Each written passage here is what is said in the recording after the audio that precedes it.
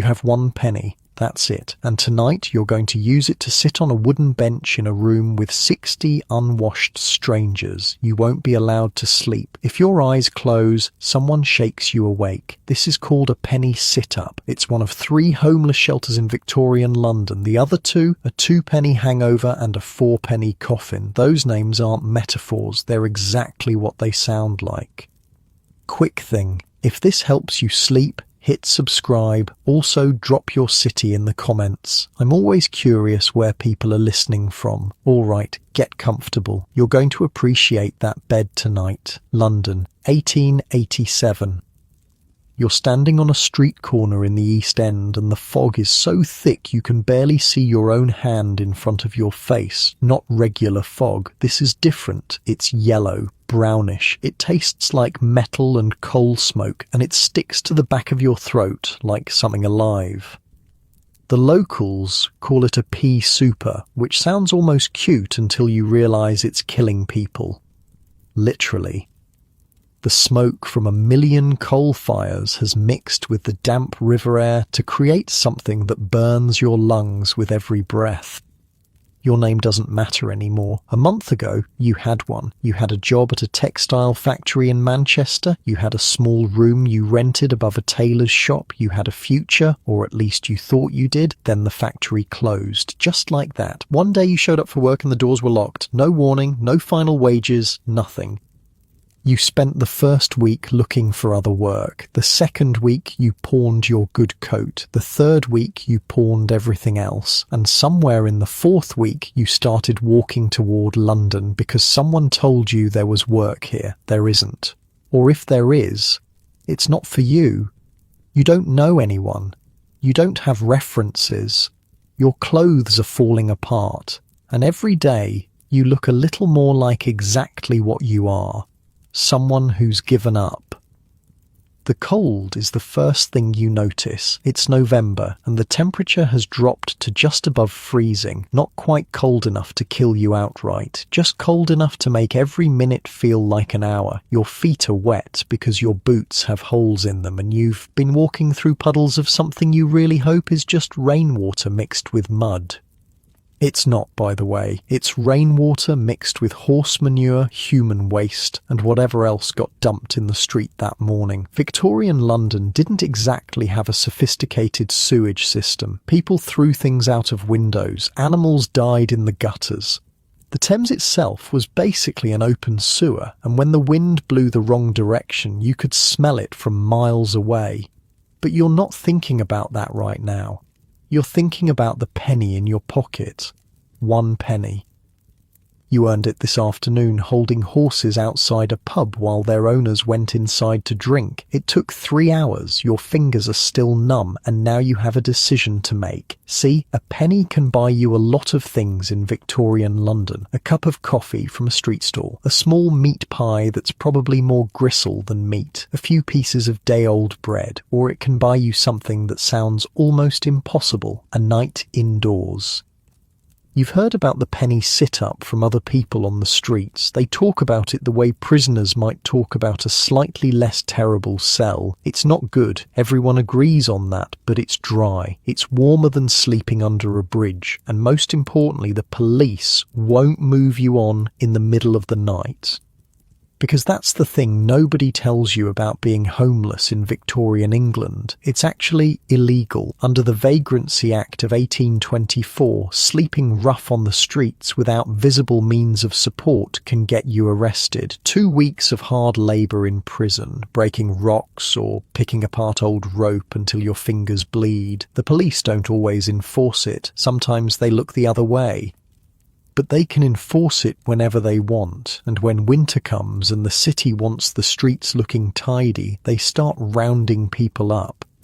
So the penny sit-up isn't just shelter, it's protection. It's proof that you have somewhere to be. It's the difference between spending the night in a room full of other desperate people and spending the next 2 weeks in a cell. The shelter is in a part of the East End that respectable Victorians call a rookery. That's their polite word for a slum. The buildings here lean against each other like drunks stumbling home from the pub. The streets are narrow enough that you could shake hands with someone across the way just by leaning out your window. Not that anyone here has windows worth opening. You find the place by following the crowd. It's not hard. By 6 in the evening, there's already a line forming outside a nondescript building with a single gas lamp flickering above the door. The flame fights against the fog, creating a dim orange halo that everyone is moving toward like moths. The people in line are mostly men. Old and young, though they all look old in the dim light. Their clothes are various shades of grey and brown, layered in ways that stopped making sense a long time ago. Some are wearing 3 shirts and no coat. Others have coats so patched and repatched that you can't tell what the original fabric was. Nobody's talking much. A few conversations happen in low mutters. Someone coughs. Someone else coughs back like they're communicating in some language of sickness. The fog muffles everything, turning the world into something half real. You take your place at the end of the line and wait. The man in front of you turns around. He's older than you, maybe 50, though it's hard to tell. Poverty ages people in ways that don't follow normal rules. His face is a map of broken blood vessels and sun damage, even though you suspect he hasn't seen actual sunlight in weeks. The fog doesn't leave room for sunshine. He looks at your boots, then at your coat, then at your face. First time? He asks. You nod. Thought so. You still got that look. What look? Like you think this is temporary. He turns back around before you can respond, which is probably for the best because you don't know what you would have said anyway. The line moves slowly. People shuffle forward a few inches at a time. You can hear sounds from inside the building now. Movement, voices, the scrape of benches on stone floors. When you finally reach the door, there's a man standing there with his hand out. He's wearing something that might once have been a uniform. The Salvation Army runs this particular shelter, you've heard, and they take their work seriously, even if the conditions aren't exactly what you'd call Christian. Penny, he says. You fish the coin out of your pocket. It's warm from being pressed against your leg all day. You hand it over and he barely looks at it before dropping it into a box. No drinking, no fighting, no sleeping. You're out at 5 in the morning. No sleeping, you start to ask, but he's already looking past you to the next person in line. You're nobody. You're a penny. You're processed. Inside, the room is exactly what the Reverend George Edwards would later describe as the House of Despair. And that description isn't poetic license, it's accurate. The room is large, or at least it feels large because there's nothing in it. No furniture, no decorations, no anything really. Just 4 walls, a stone floor and a ceiling that disappears into darkness above the reach of a single small oil lamp. The lamp provides just enough light to create shadows. It's like trying to illuminate a cathedral with a candle. Running down the length of the room are 4 long wooden structures. They're about 2 inches off the floor and sloped slightly upward toward the back. At first you think they're some kind of primitive bench, then you realize what they actually are. Pillows, wooden pillows. The idea is that you lie on the floor with your head on this wooden slant, and somehow that's supposed to be better than just lying flat on the stone. It's not, of course. It's terrible. But someone, at some point, decided this was the solution to a problem nobody asked them to solve.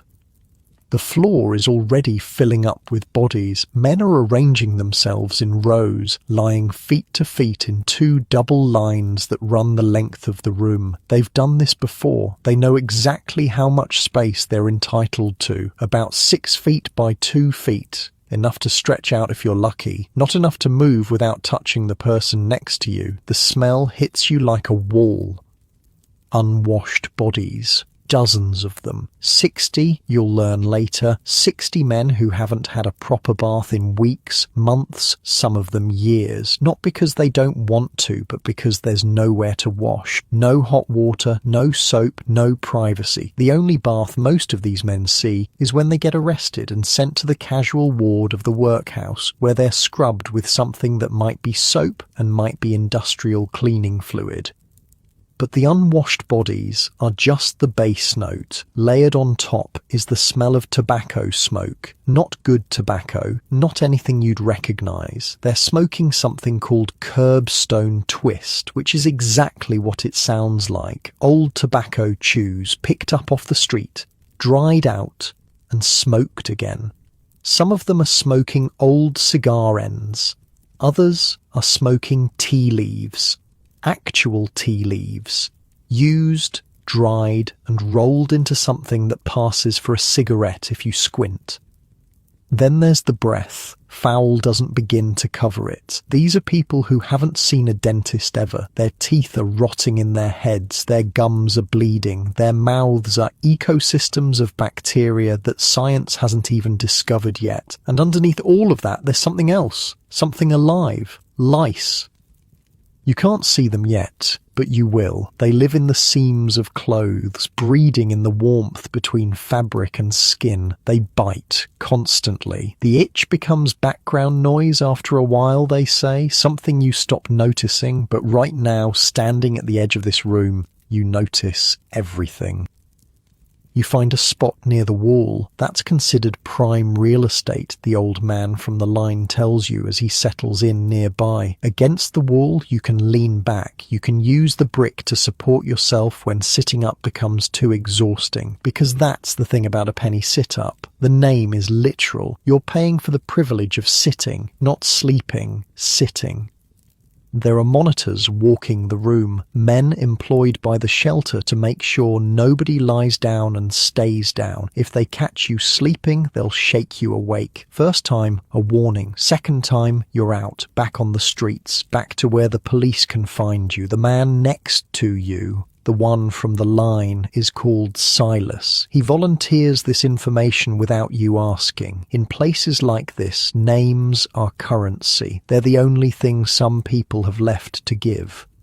Silas has been living on the streets for 6 years. He used to be a clerk. Good penmanship, he says. Best in his office. Then his employer died, and the son who took over wanted his own people. Just like that, Silas was out. No references, no prospects. A slow slide that he's still sliding. The trick, he says, settling against the wall, is to learn how to sleep sitting up. Takes about a week. Your body fights it at first, wants to lie down, but eventually exhaustion wins. You learn to doze with your head on your arms. 20 minutes here, 30 minutes there. It's not real sleep, mind you, but it's something. Around you, the room is settling into its nighttime rhythm. Men are eating whatever food they've managed to scrape together during the day. There's no kitchen here, no stove, just a boiler in the yard outside where you can get hot water if you brought your own container. Most people carry tin cans tucked under their coats. They pour hot water over whatever scraps they have and call it soup. The conversations are low, quiet, exhausted. You hear fragments drifting past. Someone talking about a job that didn't work out, someone else talking about a wife who left or died or maybe just stopped existing in any meaningful way, someone talking about court dates and prison sentences and casual wards. The words blend together after a while. Misery spoken in the dull, hopeless undertone of people who've stopped expecting anything to change. Every now and then, someone laughs. It's a strange sound in this place, harsh, bitter, the kind of laugh that has nothing to do with happiness. The leaden weight of exhaustion and despair, Silas says, quoting something you don't recognize, is only lifted when a man is dead drunk. He's not drunk. Neither are you. Neither are most of the people here. Alcohol costs money, and money is what nobody has. The hours pass slowly. The small oil lamp flickers. Shadows jump and dance on the walls. You try to stay awake, but your body is fighting you. Your eyelids are heavy. Your head keeps dropping forward. Every time it does, you jerk awake, terrified that one of the monitors has noticed.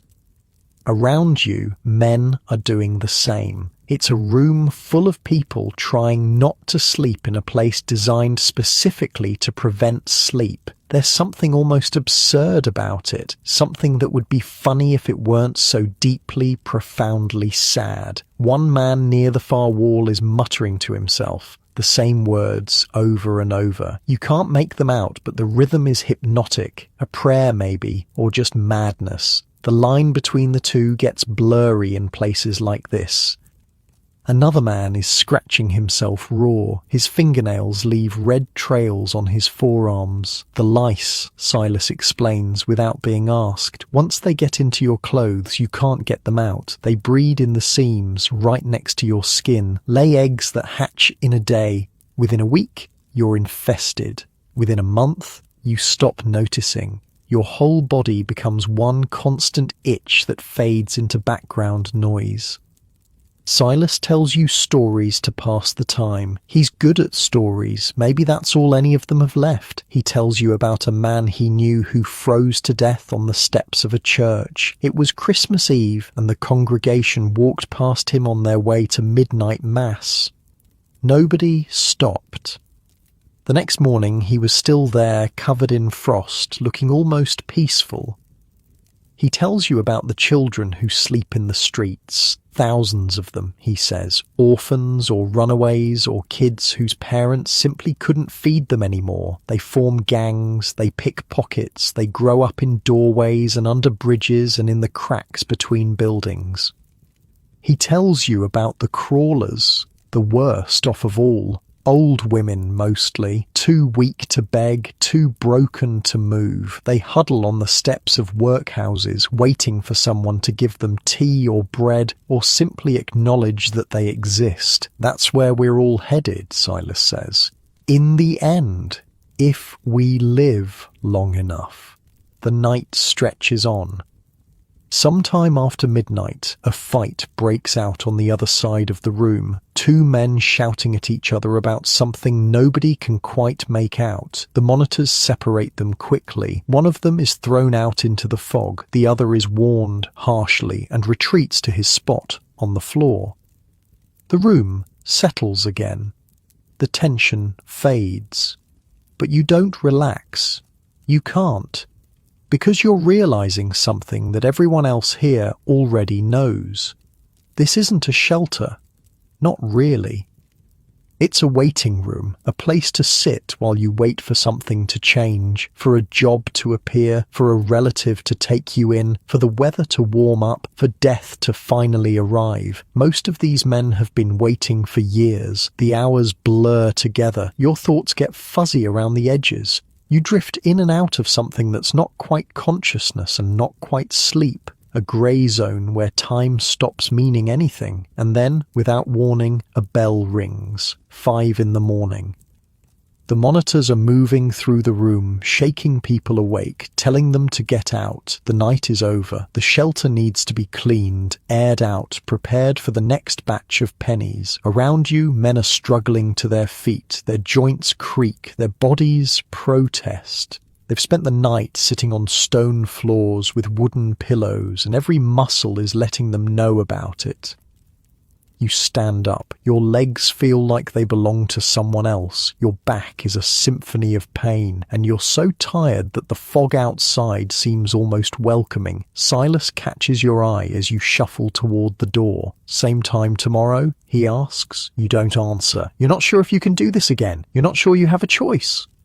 Outside, the fog is still there. Waiting, the gas lamps are being extinguished one by one as dawn tries to break through the yellow haze. It's not quite managing. The sun is somewhere up there, probably, but you'd never know it. You have no money now. The penny is gone.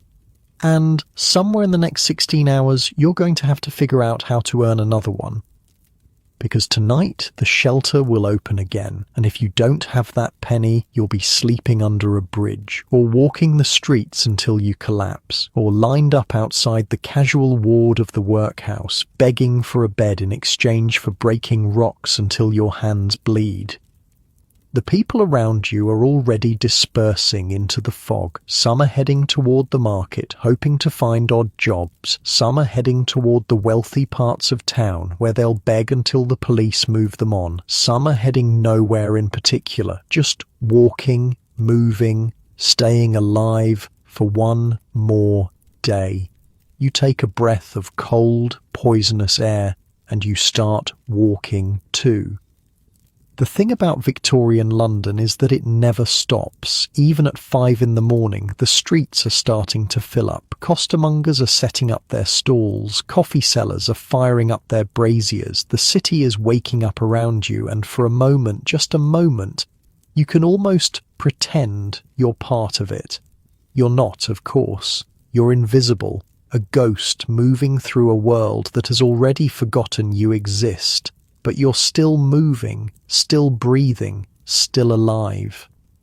And right now, lying in your comfortable bed with your clean sheets and your central heating, that might be hard to appreciate. The luxury of warmth, the luxury of safety, the luxury of knowing exactly where you'll sleep tomorrow night. Those weren't luxuries in Victorian London. They were miracles, and for millions of people, they were miracles that never came. But you survived the first night. The penny sit-up didn't kill you. The cold didn't take you. The despair didn't win. Not yet.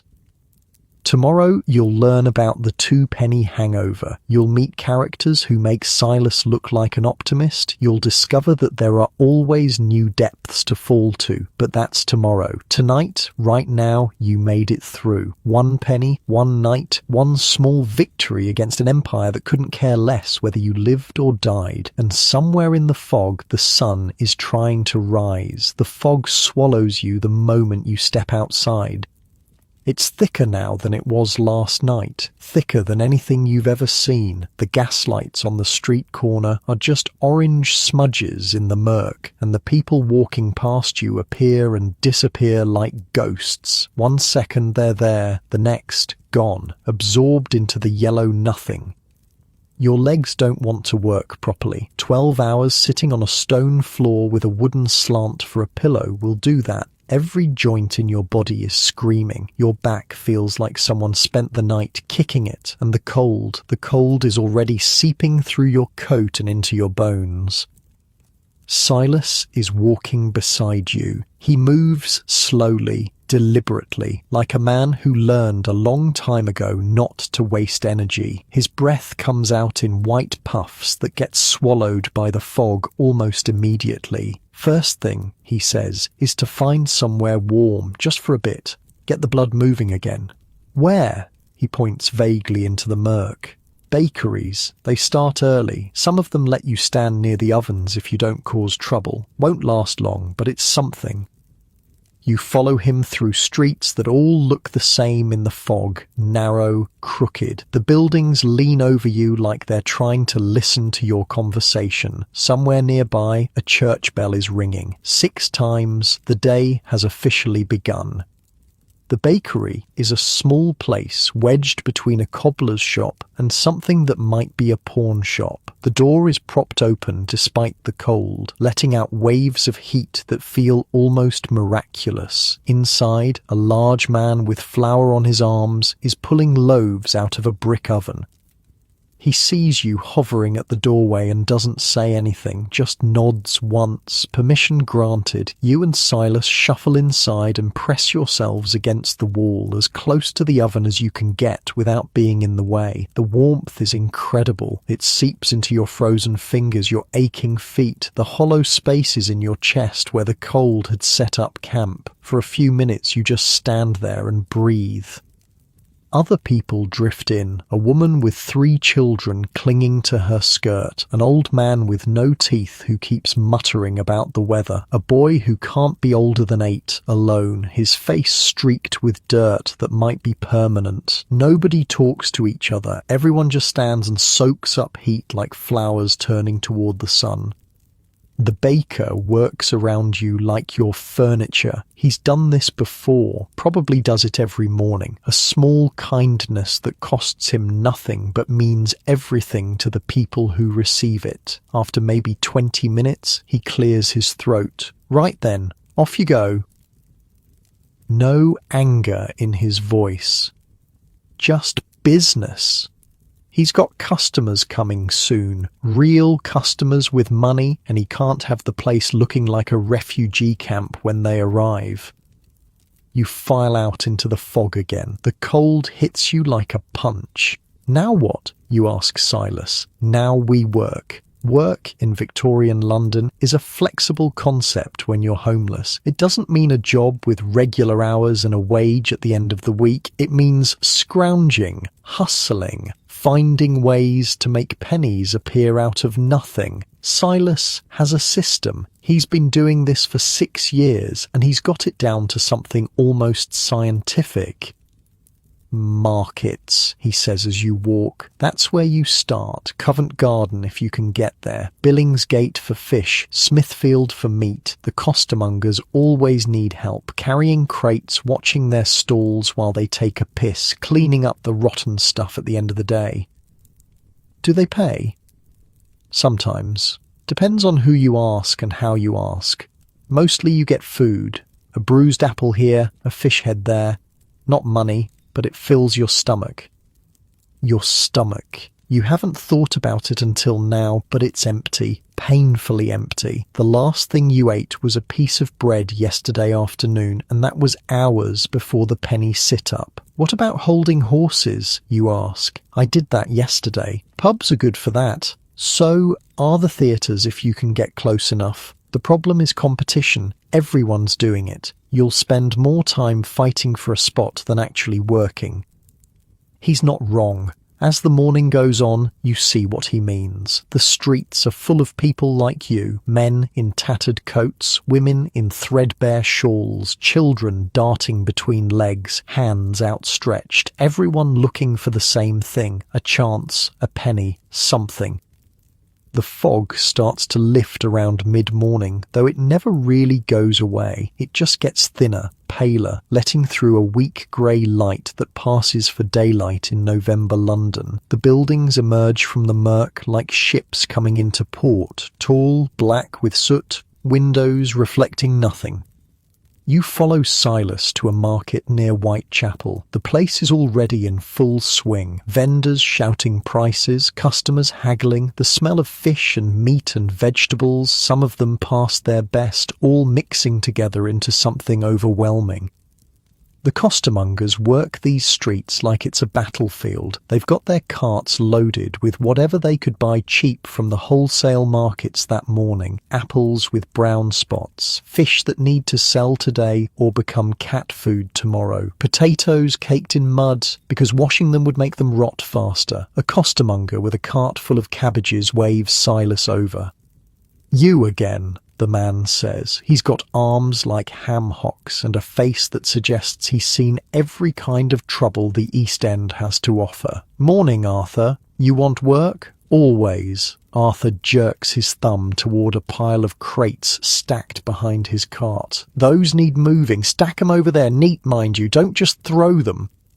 It takes you and Silas an hour to move the crates. The work is hard, but honest. Your back protests every lift, but there's something almost satisfying about it. Something normal. For an hour, you're just a man doing a job, not a vagrant, not a pauper, not invisible. While you work, you watch the market come alive around you. Street sellers are everywhere, each one with their own cry, their own song. A woman selling hot pies calls out in a voice that carries over the crowd. A boy with a tray of matches weaves between customers, tugging on coat sleeves. An old man sits against a wall with a tin cup, not saying anything, just waiting. When you're done, Arthur hands you each a cabbage. That's it? The words come out before you can stop them.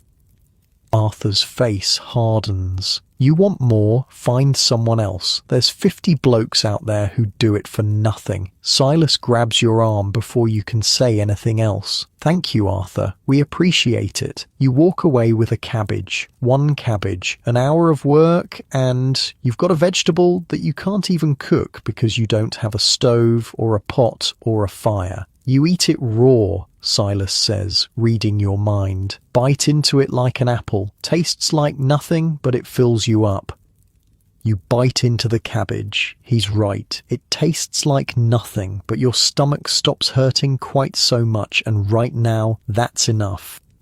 The rest of the morning is more of the same. You hold a gentleman's horse outside a coffee house for 10 minutes and get a halfpenny. You help an old woman carry her shopping basket up a flight of stairs and get a stale roll. You stand outside a church when the congregation leaves and get nothing at all, just suspicious looks and one man who threatens to call a constable.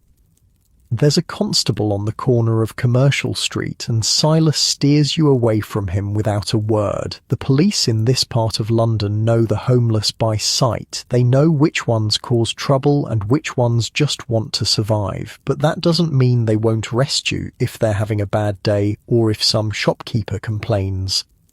Keep your head down, Silas says. Don't make eye contact. Walk like you're going somewhere. The moment you look like you're loitering, you're a target. You pass a group of children huddled in an alley. The oldest can't be more than 12. They're passing around something that might be bread, tearing off pieces with dirty fingers. One of them looks up at you as you pass. His eyes are old, ancient, the eyes of someone who stopped being a child a long time ago.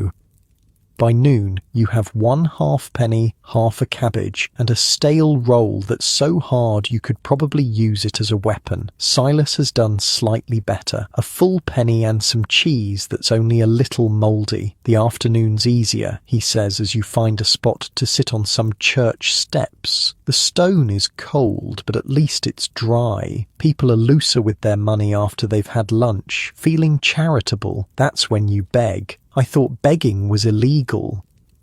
Everything's illegal. Being homeless is illegal. Sleeping is illegal. Existing is illegal if you're poor enough. The trick is not getting caught. He shows you how it works, not just standing with your hand out. That's amateur stuff, he says. The successful beggars have a system. First, you need a pitch. A story, something that explains why a respectable-looking person has fallen on hard times. Silas's story is that he was a clerk whose employer died. It's true, which helps. The truth is always easier to tell convincingly. Second, you need a location, somewhere with foot traffic but not too much police presence. The residential streets in the nicer neighbourhoods are good. People there have money and guilt in equal measure. Third, you need patience. Most people will walk past without looking at you. Some will look and walk faster. A few will stop. An even smaller few will actually give you something. Don't be aggressive, Silas warns. Don't follow people. Don't touch anyone. The second you look threatening, you're done. Either someone calls a constable or they beat you themselves. You spend the afternoon begging on a corner in Clerkenwell. It's humiliating in a way you weren't prepared for, standing there with your hand out while well-dressed people stream past, pretending you don't exist. Some of them actually cross the street to avoid you. Others look right through you like you're made of glass. One woman stops, middle-aged, respectable-looking, carrying a shopping basket. She looks at you for a long moment. "What happened to you?" she asks. You tell her. The factory closing, the walk to London, the penny sit-up. You keep it short, keep it simple. Try not to sound like you're making excuses. She listens. Then she reaches into her basket and pulls out an orange. "God help you," she says, and walks away. An orange. You haven't had fresh fruit in weeks. You peel it right there on the street corner, not caring who sees, and eat every segment, every bit of pulp, every string of pith. It's the most delicious thing you've ever tasted. By late afternoon, you've made another penny from begging. Combined with the halfpenny from the morning, you've got a penny and a half. Not enough for a penny sit-up and food, just enough for the sit-up alone. But Silas has another idea. You've got enough for a 2-penny hangover, he says. If you pool your money with mine. What's the difference? He grins, and it's not a pleasant expression. You get to sleep. Sort of. The 2-penny hangover is in a different part of the East End, down a side street that gets narrower and darker as you walk. The buildings here are older, more decrepit. Some of them look like they might collapse if you leaned against them too hard. The shelter itself is in a basement. You go down a flight of stone steps, worn smooth by thousands of feet, and through a door that hangs crooked on its hinges. Inside, it's warmer than outside, but not by much. The room is long and low, with a ceiling so close you could touch it if you stood on tiptoe. Wooden benches run the length of both walls, and sitting on those benches are maybe 40 people, men mostly. A few women huddled together at one end. But here's the thing that catches your eye. Running from wall to wall about chest height is a rope, a thick hemp rope strung tight, suspended over the benches like a clothesline. That's what you're paying for, Silas says. You don't understand at first, then you see how the others are positioned. They're sitting on the benches, but they're leaning forward, draping their arms over the rope, resting their weight against it. Some of them are already asleep, held upright by the rope pressing into their chests. You lean on it, Silas explains, keeps you from falling off the bench when you doze off. It's not comfortable, but you can actually sleep. Better than the sit-up. You hand over your pennies at the door and find a spot on the bench. The wood is rough and cold against your legs. The rope is rough too, scratchy against your arms as you drape yourself over it. Around you, people are settling in for the night. The smell is familiar now. Unwashed bodies, stale tobacco, the particular mustiness of clothes that have been wet and dried and wet again without ever being washed. A man to your left is already snoring, his head lolling to one side, the rope digging into his armpits. A woman across the room is crying quietly, her face buried in her arms. Next to her, an older man is mumbling something that might be a prayer or might just be the sounds that lonely people make when they've forgotten how to talk to anyone but themselves. The man who cut the rope to wake everyone this morning is different from the monitors at the penny sit-up. They call him the valet, which is a joke. A valet is supposed to help you get dressed, brush your coat, make sure you look respectable. This valet's only job is to drop you on your face at 5 in the morning. There's a trick to it, Silas says, taking the spot next to you. Don't fight the rope. Let it hold you. Relax into it. Your body figures out the rest. You try, you drape yourself over the rope and let your muscles go slack. The hemp digs into your chest, your arms. It's uncomfortable in a dozen different ways, but you're so tired, so bone-deep exhausted from walking and working and worrying and not sleeping.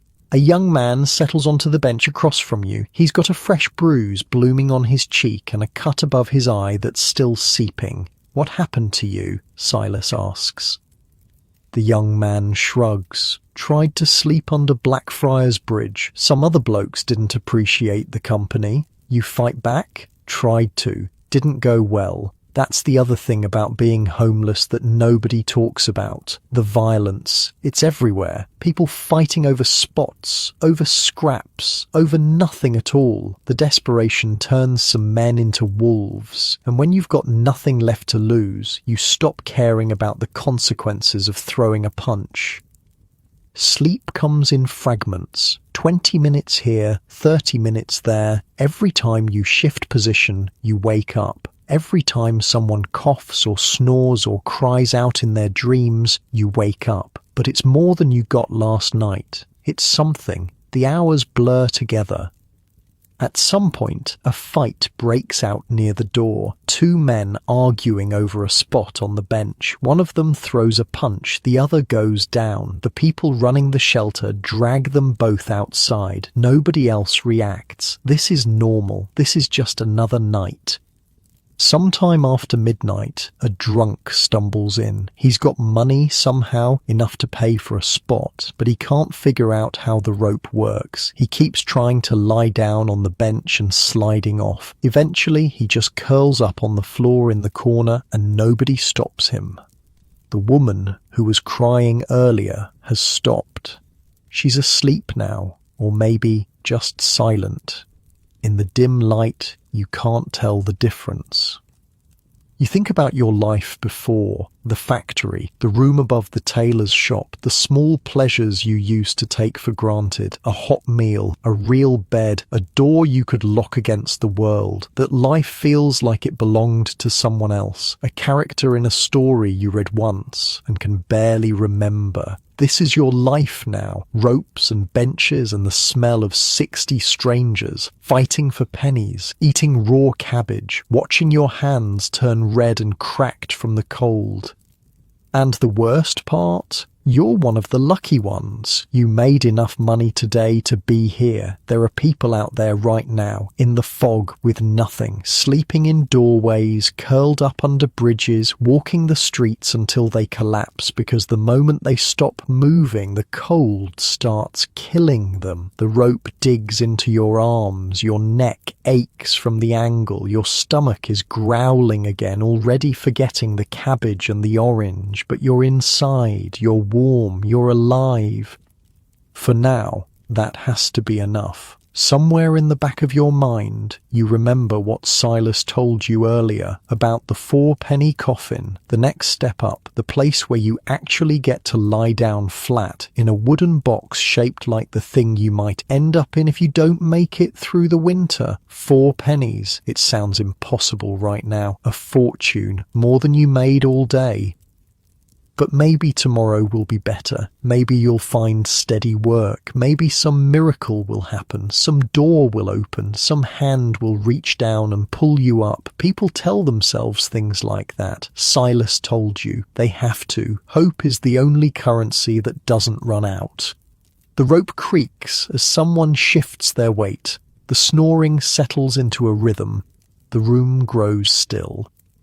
And somewhere in the tangle of exhaustion and discomfort and dim, persistent fear, you find something like rest. Your arms are numb, your back is a constellation of pain, but your eyes close, and for a while the world goes away. Then, without warning, the rope goes slack. You pitch forward, nearly falling off the bench, catching yourself at the last second with hands that have gone clumsy and slow. Around you, people are jerking awake, cursing, grabbing at the air. A man at the far end of the room is holding a knife. He's just cut the rope. The whole thing sags and droops, no longer supporting anyone. 5 o'clock, he shouts. Out. Everyone out. That's how they wake you up in a 2-penny hangover. No bells, no gentle shaking. Just a knife through the rope and the sudden loss of the only thing keeping you upright. The room empties quickly. People shuffle toward the door, groaning, stretching, trying to work, feeling back into limbs that have gone dead. The fog is waiting outside. You can see it curling through the doorway, reaching in like fingers. Silas catches your eye. His face is grey with exhaustion, creased with rope marks. Same thing tomorrow? He asks. You don't know. You honestly don't know. Your body feels like it's been taken apart and put back together wrong. Your mind is fuzzy, slow, struggling to form thoughts. But you nod anyway. What else is there? Outside, the city is waking up again. Another day in Victorian London. Another 16 hours of surviving until you can afford to not quite sleep again. Your feet carry you into the fog before your brain catches up. And somewhere in the grey morning light, you start planning how to make 4 pennies, because there's a level below this and a level below that, and you've heard stories about people who kept falling until there was nowhere left to fall. You're not going to be one of them, not today anyway. 3 days pass, or maybe 4. Time gets slippery when every day looks the same. You've fallen into a rhythm now. Up at 5 when the rope drops, out into the fog, find warmth somewhere, work if you can find it, beg if you can't, scrape together enough pennies to do it all again tomorrow. Silas is still with you. He's become something like a friend, though friendship means something different out here. It means someone who won't steal your boots while you sleep, someone who'll watch your back in a crowd, someone who knows where to find hot water and doesn't mind sharing the information. Today is different, though. Today, Silas is sick. You noticed it yesterday, the cough that wouldn't stop, the way he kept shivering even when you were standing next to the bakery ovens. This morning, when the rope dropped and everyone scrambled to their feet, Silas barely moved. His face was the colour of old newspaper, and when he tried to stand, his legs buckled. "Just need a minute," he said. But a minute turned into 5, and 5 turned into the valet, threatening to throw him out bodily if he didn't move. Now you're sitting on the steps of a church in Spitalfields, and Silas is leaning against the wall like he might slide down it at any moment. His breathing sounds wrong, wet, like there's something in his lungs that shouldn't be there. "You need a doctor," you say. He laughs, which turns into a coughing fit that leaves him gasping. With what money? There must be somewhere, a hospital, a charity, something. There's the workhouse infirmary. They'll take you if you're dying. Problem is, once you go in, you might not come out. The workhouse. You've heard stories. Everyone has. The places where the desperate go when they've run out of options. Where families get split up. Husbands from wives. Parents from children. Where you trade your freedom for a bed and a bowl of gruel and the privilege of breaking rocks until your hands bleed. Is it really that bad? Silas closes his eyes. For a moment, you think he might have passed out. Then he speaks, his voice barely above a whisper. "I was in one once, years ago, before I figured out how to survive on the streets." He pauses to breathe. "They strip you naked when you arrive. Take your clothes, give you a uniform. Everyone wears the same thing. You're not a person anymore. You're a number, a mouth to feed, an inconvenience. But at least you'd be warm, fed." Fed. Another laugh that becomes a cough. "You know what they give you? Bread and gruel. Sometimes cheese if you're lucky. Never enough. Always just enough to keep you alive but hungry. Hungry enough to work. That's the point, see? They don't want you comfortable. Comfortable people don't leave." A woman walks past the church steps, well-dressed, probably heading to morning prayers. She glances at the two of you and quickens her pace. You've become invisible again, part of the scenery, something respectable people step around. "The work," Silas continues, "that's the real punishment. Picking oakum until your fingers are raw, breaking stones until your back gives out. Pointless work, work designed to break you down, not build anything up." Why pointless? Because it's supposed to be. The whole idea is that the workhouse should be worse than the worst job you could find outside. Otherwise, why would anyone leave? Why would anyone work for pennies when they could get free food and shelter? He coughs again, a long, rattling cough that seems to come from somewhere deep in his chest. So they make it hell. On purpose. They separate you from anyone you love. They dress you in rags. They feed you garbage. They work you until you can barely stand. And they call it charity. You sit with that for a while. The fog is thinner today, and you can actually see the sun, pale and distant behind the haze. It doesn't provide any warmth, but it's there. A reminder that somewhere above the smoke and the misery, the world is still turning. What about the casual ward, you ask? For people passing through? Worse. The casual ward is for vagrants, tramps, people with no parish to claim them. They let you stay one night, make you work half the next day, and then kick you out. Can't come back for a month. And they treat you like criminals the whole time. Search you, strip you, fumigate your clothes like you're carrying plague. Maybe you are. Silas looks at you. His eyes are red-rimmed, watery. Maybe I am. You help him to his feet. He's lighter than he should be. Weeks of not eating enough have whittled him down to bone and sinew and stubbornness. He leans on you as you walk, and you can feel him shaking with every step. I know a place, he says. Not the workhouse, not a shelter, a woman who sometimes helps. She's got a room, lets people rest if they're really bad off. Where? Flower and Dean Street. You've heard of Flower and Dean Street. Everyone has. It's one of the worst streets in London, the kind of place where the police travel in pairs and still get nervous, the kind of place where people disappear and nobody asks questions. Are you sure? No, but it's better than dying in a doorway. You walk slowly, Silas stopping every few minutes to catch his breath. The streets change as you go deeper into the East End. The buildings get older, more crowded. Laundry hangs between windows like sad flags. Children with bare feet run past, chasing something you can't see. Flower and Dean Street is everything you imagined and worse. The buildings lean against each other so closely that the street feels like a tunnel. The smell is overwhelming. Rotting garbage, human waste, the particular stench of poverty concentrated into a single block. The woman Silas knows lives in a basement room. You help him down a flight of stairs that are slick with something you don't want to identify, and knock on a door that's more patches than original wood.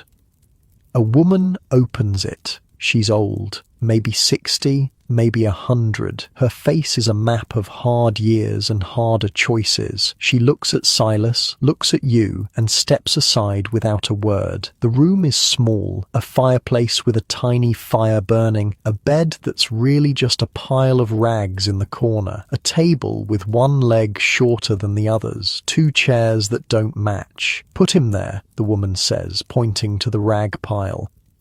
You lower Silas down as gently as you can. He's barely conscious now, mumbling something you can't make out. The woman kneels beside him and puts a hand on his forehead. Fever, she says. Bad one. Been coming on for a while, I'd guess. Can you help him? She doesn't answer directly.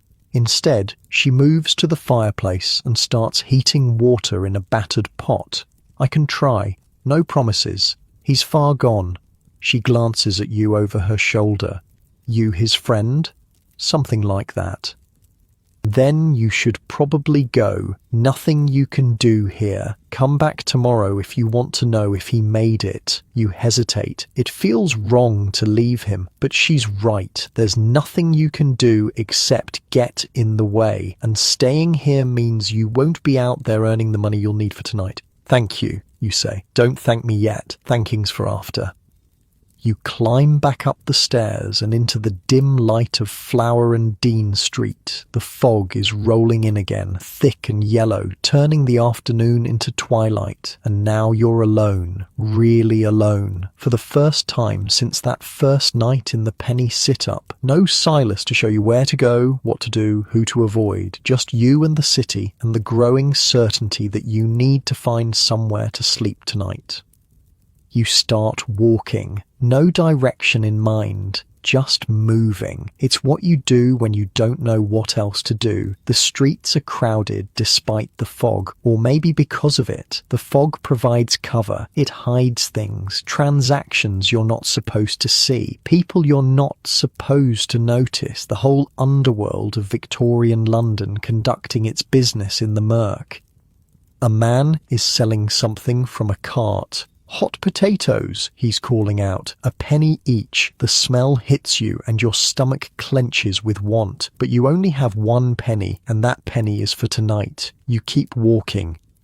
A group of children runs past, chasing a dog that's got something in its mouth. Food, probably. They're laughing, but there's an edge to it. Competition. The dog gets away, disappearing into an alley too narrow for the kids to follow. Their laughter stops. They disperse, looking for the next opportunity. You're halfway down a side street when someone bumps into you. Hard. A man, about your height, moving fast. He mutters an apology and keeps going. It takes you 3 steps to realize your pocket feels lighter. The penny, the 1 penny you had left, gone. You spin around, but the fog has already swallowed him. He could be anywhere, everywhere, nowhere. The street is full of people who all look the same in this lie, and none of them are stopping to help you find a pickpocket.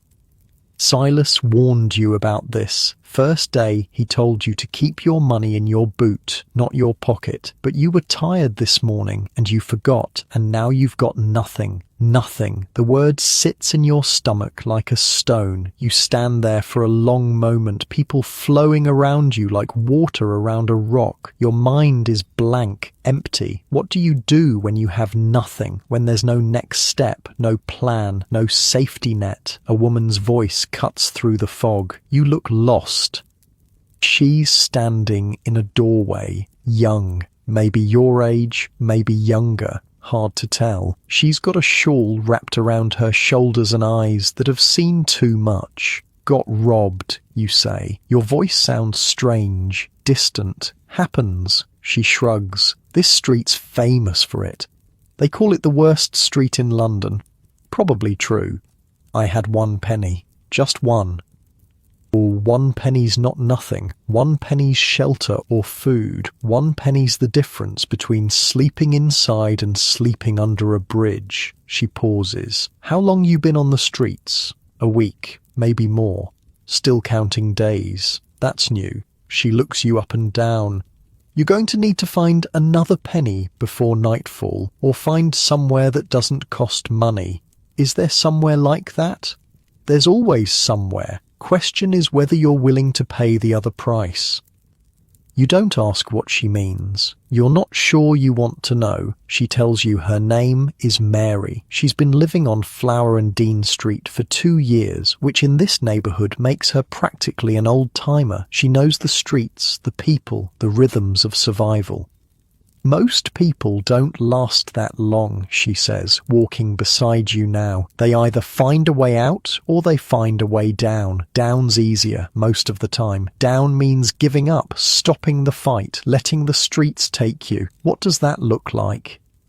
Different things. Drink for some. They spend whatever they get on gin and forget they're miserable for a few hours. Then they wake up worse than before. Do it again. Eventually their bodies give out. She pauses at a corner, checking both ways before crossing. Habit. For others, it's just stopping. They sit down somewhere and don't get back up. You've seen the crawlers, probably. Old women mostly. Too tired to beg anymore, too weak to move. They just sit on steps and wait for someone to give them tea. You have seen them, huddled shapes on workhouse steps, barely distinguishable from bundles of rags. You didn't know they had a name. How do you avoid it, you ask? Going down? Mary doesn't answer for a long time. You walk in silence through streets that are getting darker as the afternoon wears on. You don't, always, she finally says. Some days you're closer to the edge than others. Some days you think about how easy it would be to just stop. But then morning comes and you're still here, and you figure if you made it through the night, you might as well see what the next day brings. That's not very hopeful. Hope's expensive. I can't afford it. There's a mission up the road, she says. Salvation Army. They'll give you soup and bread if you sit through a sermon. No money required, just your soul. She smiles, but there's no humour in it. After that, you've got options. There's a shelter on Shepherd Street that costs a penny. But sometimes they let people in free if there's room and you look pitiful enough. I thought all the shelters cost money. Or most do. But the missions are different. They want to save you. Hard to save someone who freezes to death on your doorstep. You follow her directions to the mission. It's a squat brick building with a sign that's seen better days. Inside, there's a long room with benches and a small stage at one end. A man in a uniform is standing at the front, talking about salvation and redemption and the love of God. You sit down and listen. or pretend to listen. Your mind is elsewhere, on Silas lying in that basement room, on the pickpocket who took your last penny, on the night that's coming and where you're going to spend it. The soup is thin but hot. The bread is yesterday's, maybe the day before's, but it fills the hollow in your stomach. You eat slowly, making it last, trying to remember the last time you sat at an actual table and ate an actual meal. After the sermon, after the food, you find yourself on the street again. The fog has turned everything blue-grey. Gaslights are being lit, tiny orange flames fighting against the dark. Mary was right about the Shepherd Street shelter. It's a grim little building, barely distinguishable from the tenements around it. But the door is open, and the man standing there looks at your empty pockets and your desperate face and waves you inside. "Just this once," he says. "Don't make a habit of it." Inside, it's different from the penny sit-up, different from the 2-penny hangover. The room is smaller, more crowded, and instead of benches with ropes, there are rows of wooden boxes lined up on the floor like coffins, because that's what they are. 4-penny coffins. Except tonight, you're getting in for free. Each box is about 6 feet long and 2 feet wide, just big enough for a body. There's a tarpaulin draped over each one, a rough canvas sheet that serves as both blanket and privacy screen. Inside the box, the wood is worn smooth by hundreds of bodies that came before you. You climb into one near the wall. The sides come up to about your shoulders. You lie flat on your back and pull the tarpaulin over yourself. The wood is smooth under your hands, worn down by years of use, by hundreds of bodies that lay here before you. There are grooves in it, places where fingernails scraped during restless nights, dark stains that could be anything. You try not to think about what happened to all those people, where they are now, if they made it through.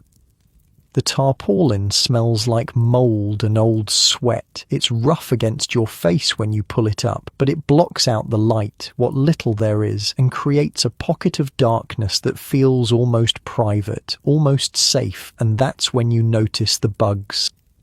They're everywhere, crawling in the cracks of the wood, nestled in the seams of the canvas. You can feel them moving, tiny legs against your skin, and there's nowhere to go. The walls of the coffin trap you in with them. In the penny sit-up, you could shift away, move to a different spot. In the 2-penny hangover, at least you were upright. But here, in this box, you're lying down in their territory. You came to them. The man next to you sees you flinch. "First time in a coffin?" he asks. Yes, the bugs are the worst part. Well, not the worst, but bad. They bite all night. You get used to it, sort of. Your skin stops reacting after a while, just becomes background noise. Does anything help? Prayer, maybe, if you believe in that sort of thing. He shifts in his own coffin, the wood creaking. Some people say if you keep perfectly still, they leave you alone, but that's rubbish. They'll find you no matter what. Might as well get comfortable.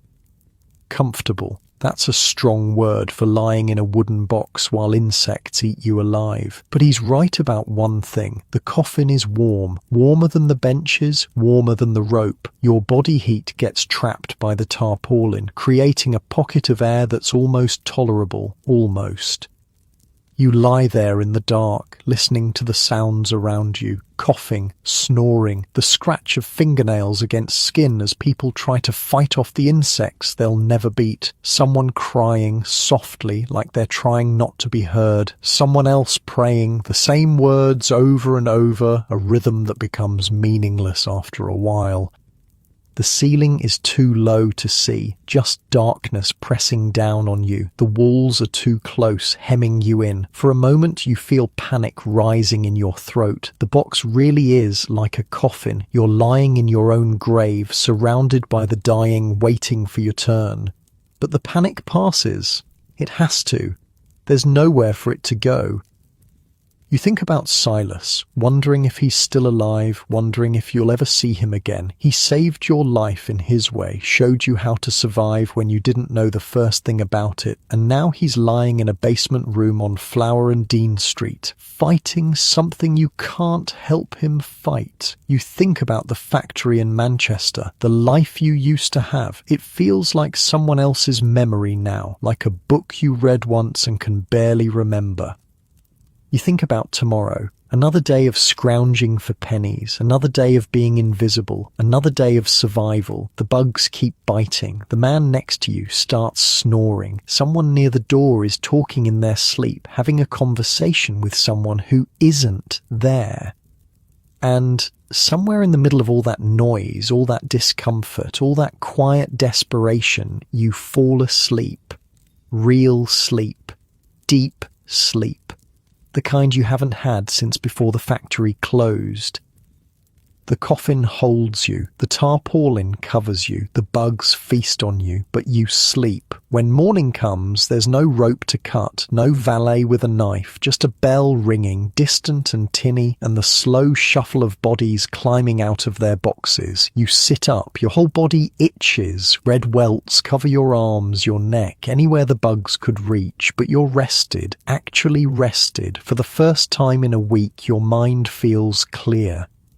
You climb out of the coffin and join the shuffle toward the door. There's tea and bread waiting. Actual tea, hot and strong. Actual bread, not quite stale. The price of a 4-penny coffin includes breakfast. You eat standing up, watching the other coffin dwellers file past. They look like corpses themselves. Grey skin, hollow eyes, clothes that hang off bodies too thin to fill them. But they're alive. They made it through another night, and so did you.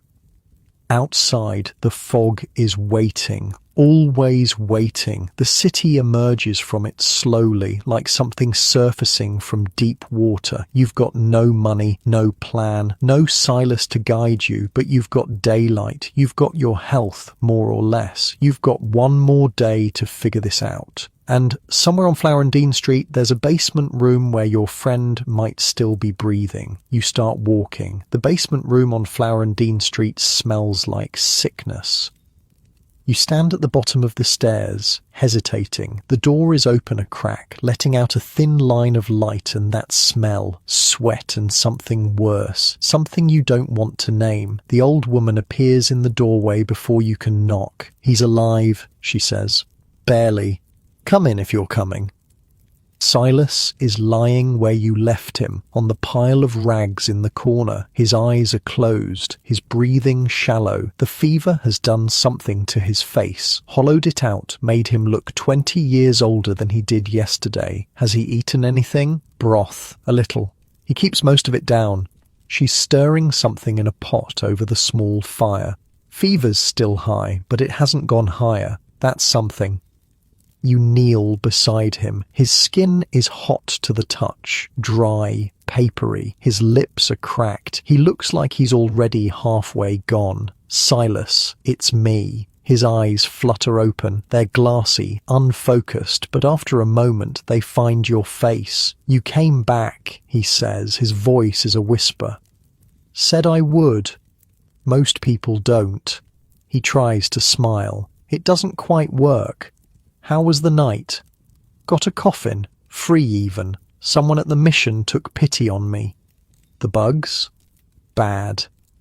They're always bad. He closes his eyes again. Give me a few days. I'll be back on my feet. We'll find work. Real work this time. I know a man who knows a man. You don't say anything. You've heard this before. Everyone on the streets knows a man who knows a man. The work never comes. The old woman hands you a cup of tea. Actual tea. Hot and strong. You don't ask where she got it or what it cost her. He needs rest, she says. Rest and warmth and food, things that cost money. I know. You got any? No. She nods like she expected that answer. There's work at the docks sometimes, casual labour. They take anyone who shows up early enough, pays poor, but it's something. Where? St. Catherine's. Be there before dawn. Line up with the others. If the foreman likes your face, you work. If he doesn't, you try again tomorrow. You finish the tea and stand up. Silas has drifted off again, his chest rising and falling in that shallow rhythm. "Thank you," you say, "for taking care of him. Don't thank me, pay me when you can. That's how it works down here." You climb the stairs and step out into the morning. The fog is thinner today, pale grey instead of yellow. You can actually see the sun, weak and distant, trying to burn through. St. Catherine's Docks. Before dawn. You file the information away and start walking.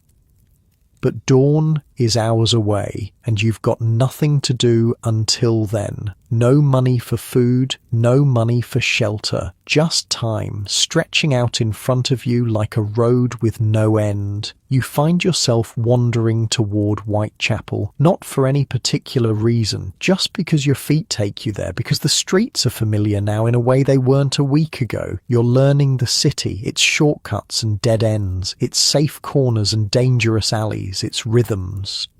A man is selling roasted chestnuts from a cart on the corner of Commercial Street. The smell is incredible, sweet and smoky and warm. Your stomach clenches and you have to look away. You want one? The man is looking at you, middle-aged, weathered face, hands stained dark from handling hot coals all day.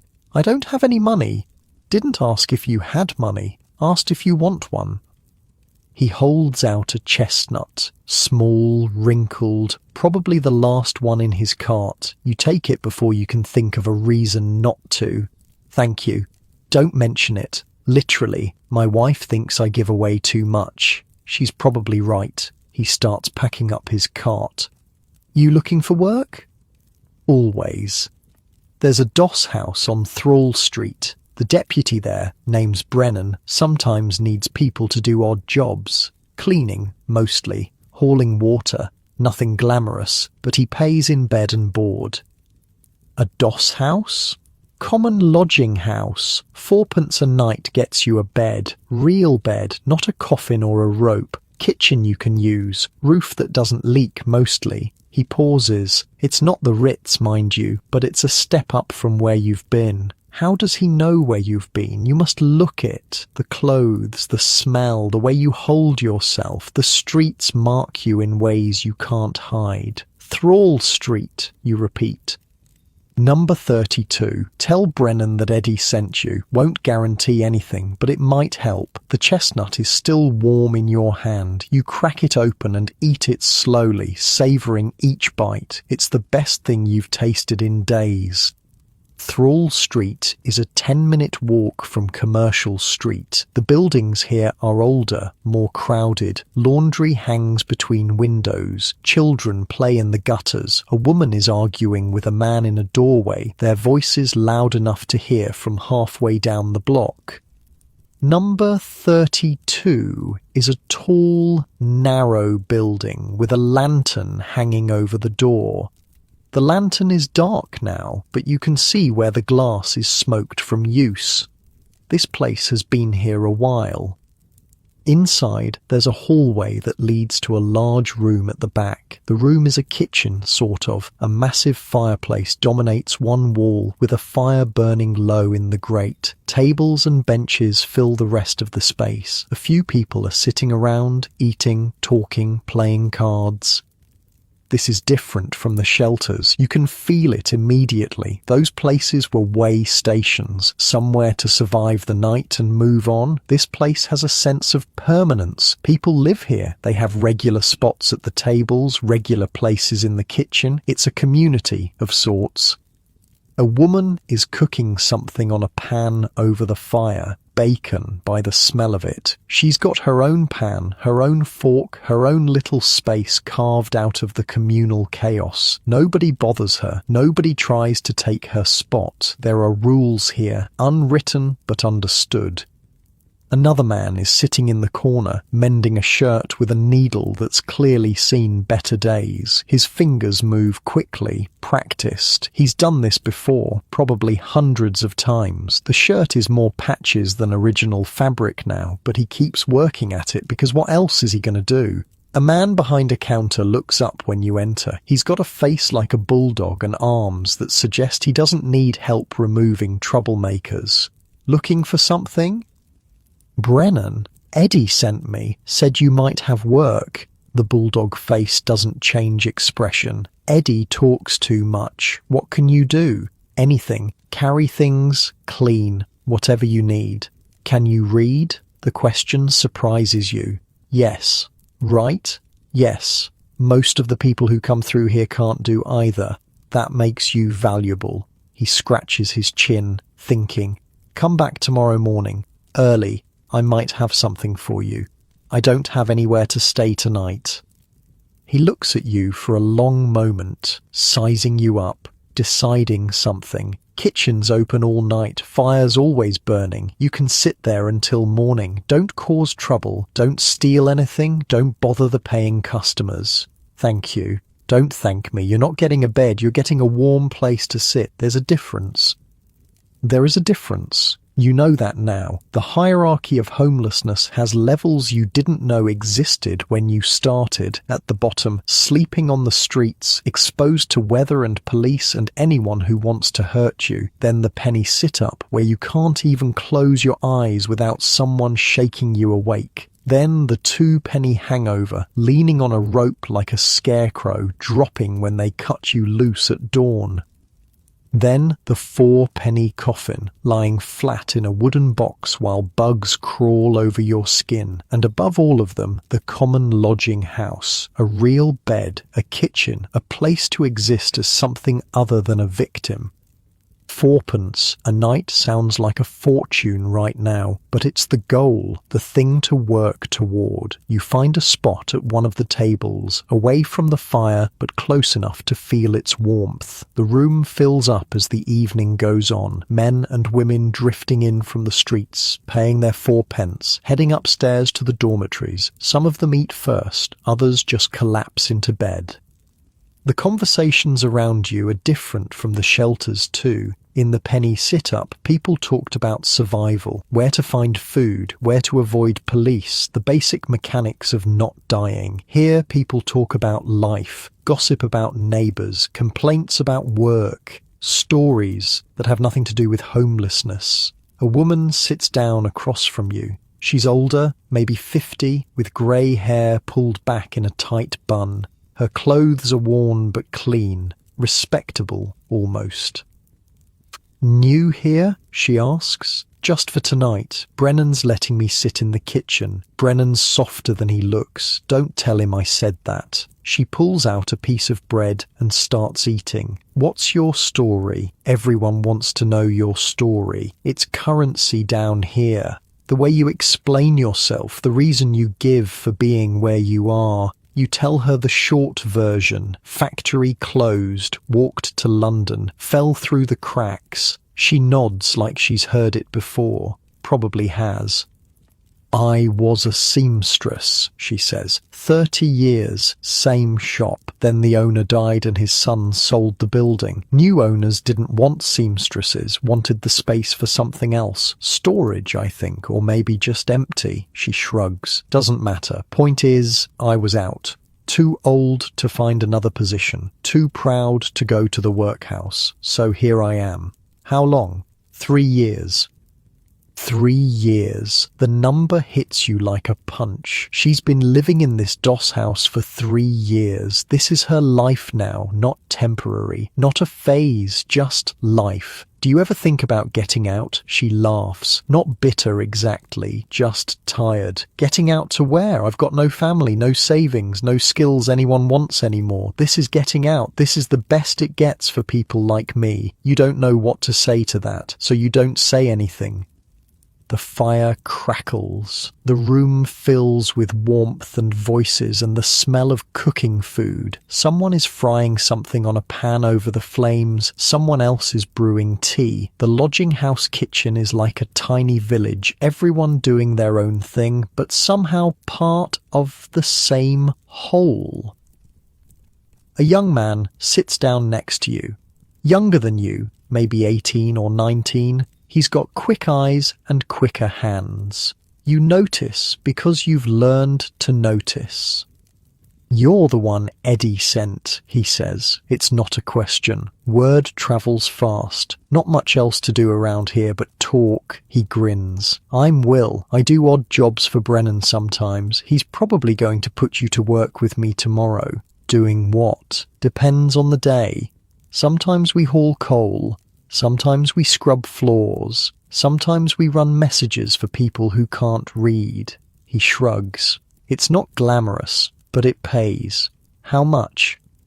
"Bed and board, usually. Sometimes a few pennies extra if the job's particularly nasty." He leans back on the bench. "Better than the streets, though. Better than begging." "You've done both?" "Everyone here's done both. That's how you end up here. You fall all the way down, and then you start climbing back up. This is the first rung."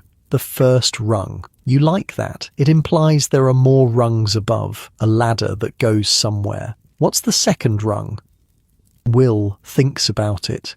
"Steady work, I guess. Something regular. Once you've got regular money coming in, you can start saving. Once you've got savings, you can get a room of your own. Once you've got a room, you can get better work, and so on." "Has anyone actually done it? Climbed the whole ladder?" "Some. Not many. Most people get stuck somewhere along the way, but some make it." He pauses. "I'm going to make it. I've decided. I'm not dying in a place like this." There's something in his voice, not hope exactly, determination, a refusal to accept that this is all there is. You understand that feeling? You felt it yourself, standing outside the factory in Manchester, watching the doors close. The world had decided you were finished. You decided the world was wrong. The night passes slowly. People come and go. The fire burns down and gets built back up. You doze in your seat, not really sleeping, but not really awake either. That grey zone you've become familiar with. Sometime after midnight, a man comes in from the cold. He's shaking, wet from rain you didn't hear fall. He pays his fourpence and disappears upstairs without a word. A few minutes later, another man follows. Then a woman with a child sleeping in her arms. They keep coming. The lodging house never closes. People arrive at all hours, whenever they can scrape together the money, whenever they've run out of other options. The door stays open, and Brennan or someone like him is always there to take their pennies. Around 3 a.m, the kitchen empties out. Most people have gone to bed. A few stragglers remain. Old men playing cards by candlelight. A woman knitting something that might be a scarf. The fire has burned low, casting long shadows across the floor. An old man at the card table catches your eye. "Can't sleep? Don't have a bed." "Ah, one of Brennan's charity cases." He doesn't say it meanly, just stating a fact. He does that sometimes, lets people work their way in. Good man, Brennan, better than most. "How long have you been here? This place? 12 years, give or take?" He plays a card, studies the board. "Had a wife once. Kids. A whole life. Then I didn't. Drink, mostly. My own fault." He shrugs. "This is where I landed. Could be worse." "Could it?" "Oh yes, much worse. I've seen worse. Hell, I've been worse." He looks up from his cards. "You're new to this. Still got that look in your eyes. The one that says you think you're going to get out. You don't think I will?" "Didn't say that. Just said you've got the look. Keep it as long as you can. It's the only thing that'll save you." You think about Silas lying in that basement room on Flower and Dean Street. You think about Mary, who told you about the crawlers and then disappeared back into the fog. You think about the factory, the room above the tailor's shop, the life you used to have. It all feels very far away now. Like looking at something through the wrong end of a telescope. small and distant and impossible to reach, but you're still here, still breathing, still thinking about tomorrow.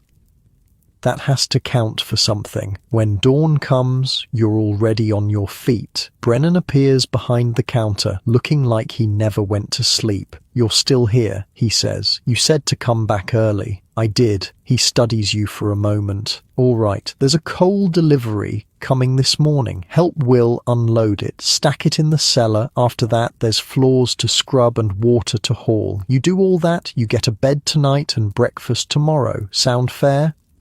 It sounds more than fair. It sounds like a miracle. Yes.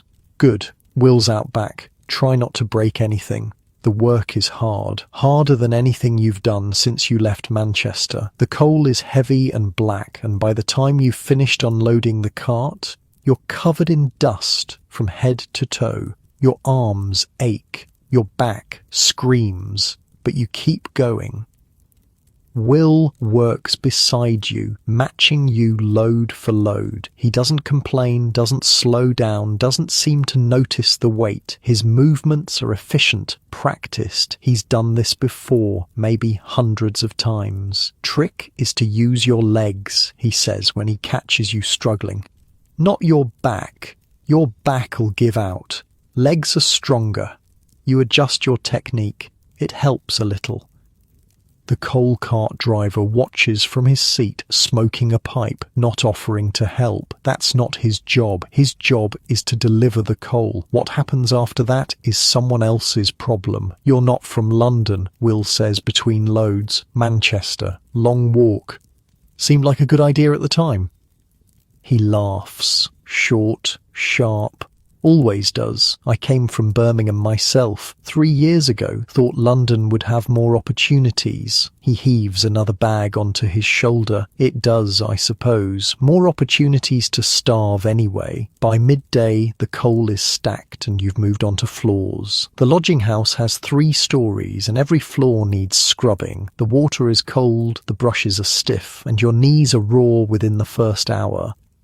The dormitories smell like sleep and sweat and the particular mustiness of bodies that don't get washed as often as they should. You try not to look at the beds too closely. Some of them have stains you don't want to think about. Others have blankets so thin they're almost transparent.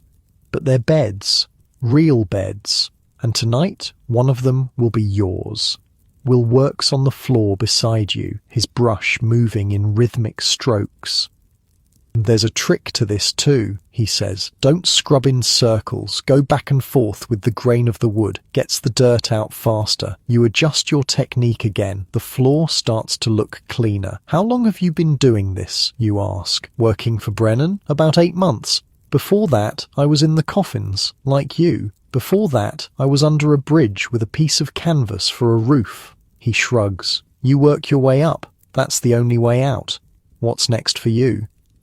I've got my eye on a job at the docks. Regular work, proper wages. A man I know says he can get me in if I show up at the right time and talk to the right foreman. He pauses his scrubbing. Another month of saving, maybe 2, and I'll have enough to get a room of my own. A real room with a door that locks. A door that locks. You never thought about that before. Never considered it a luxury, but out here, a door that locks means safety, privacy, the ability to sleep without one eye open.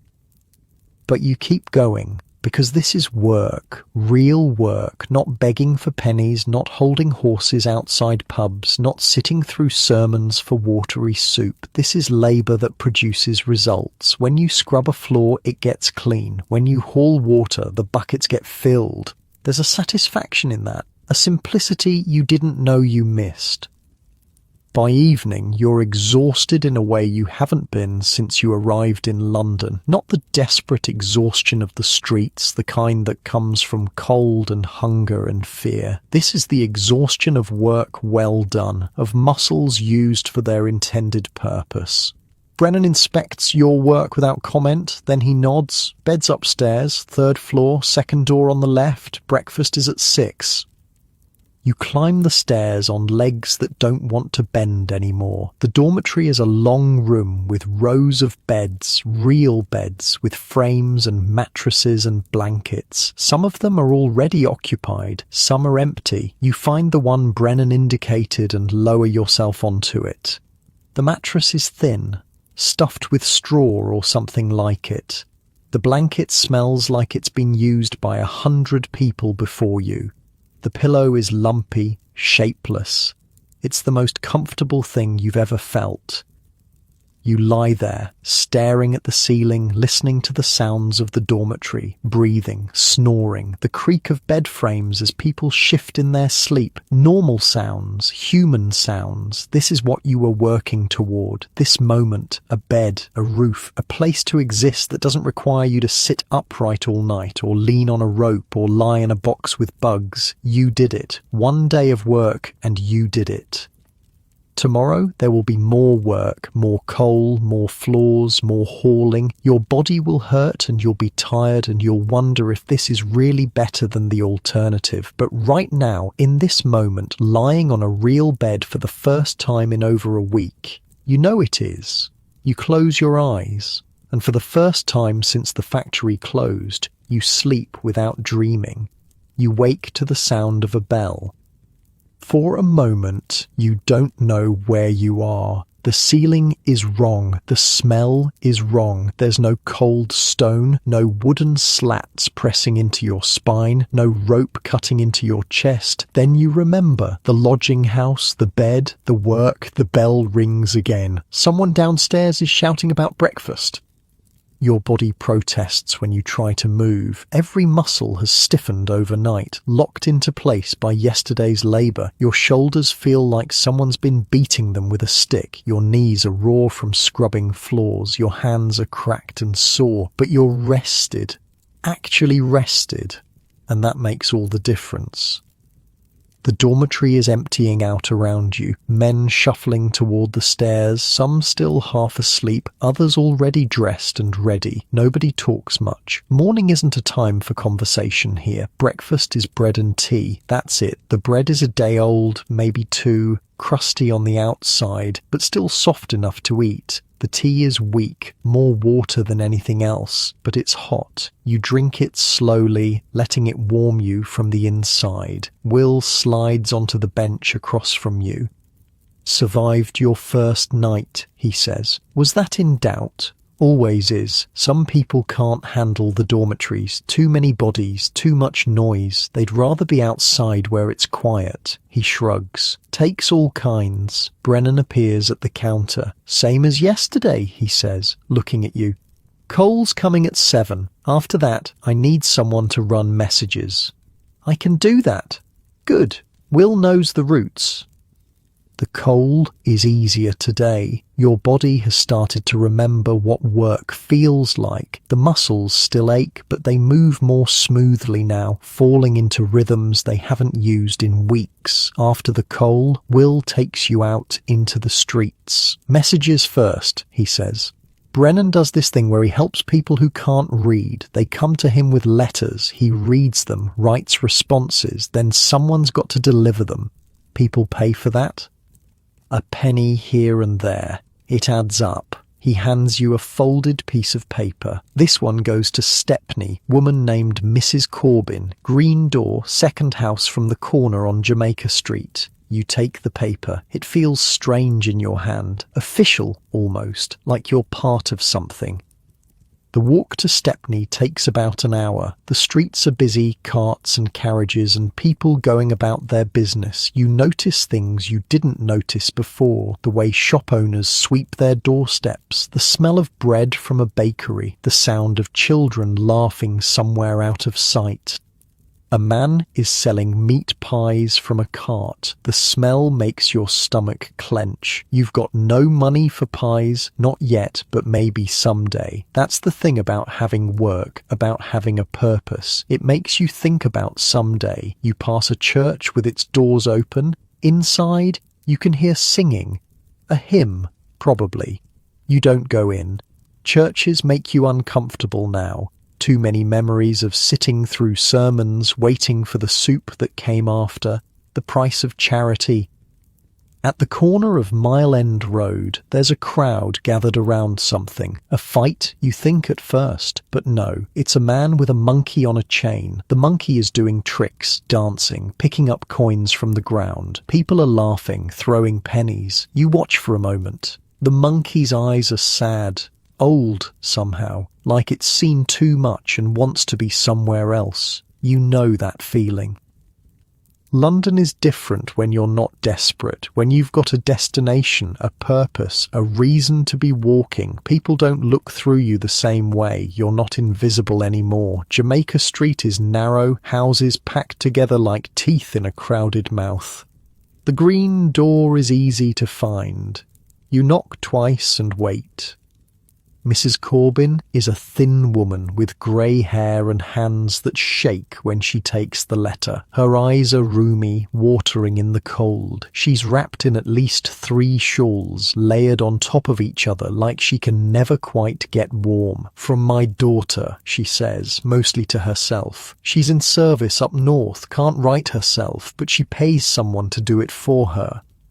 She reads the letter slowly, lips moving with each word. Her face changes as she reads, smiling, then worried, then smiling again. You can track the letter's contents just by watching her expressions. "She's well," Mrs. Corbin says when she finishes. "Tired, but well. The family she works for, they're not cruel. That's something." She looks up at you. "Do you have children?" "No." "Don't. They break your heart. Even when they're good, they break your heart." She folds the letter carefully like it's made of gold. "Tell Mr. Brennan I'll have a response by tomorrow. And tell him," she pauses, "tell him thank you for everything. He doesn't charge me, you know. Says I've given enough to this city. I don't know what he means by that, but I'm grateful."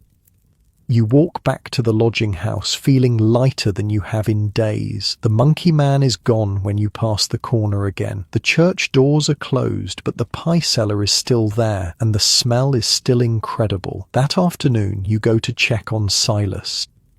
The fog is thin today, almost pleasant. Flower and Dean Street looks different in the pale sunlight. Still dirty, still crowded, still smelling of things you'd rather not think about, but less threatening somehow, less like a place where bad things happen. The old woman's basement is warm. A fire is burning in the grate, small but steady. Silas is sitting up, propped against the wall, a blanket wrapped around his shoulders. "You're alive," you say. Disappointed? Relieved.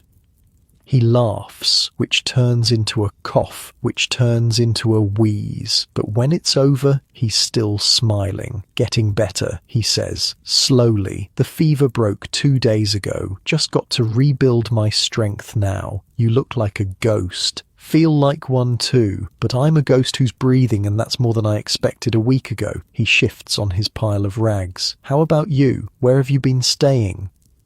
You tell him about the lodging house, about Brennan and Will, about the coal and the floors and the bed with the straw mattress. He listens, nodding occasionally. "That's good," he says when you're done. "That's real good. You're moving up. Most people, they hit the streets and they just keep falling, can't stop themselves, but you found something to hold on to.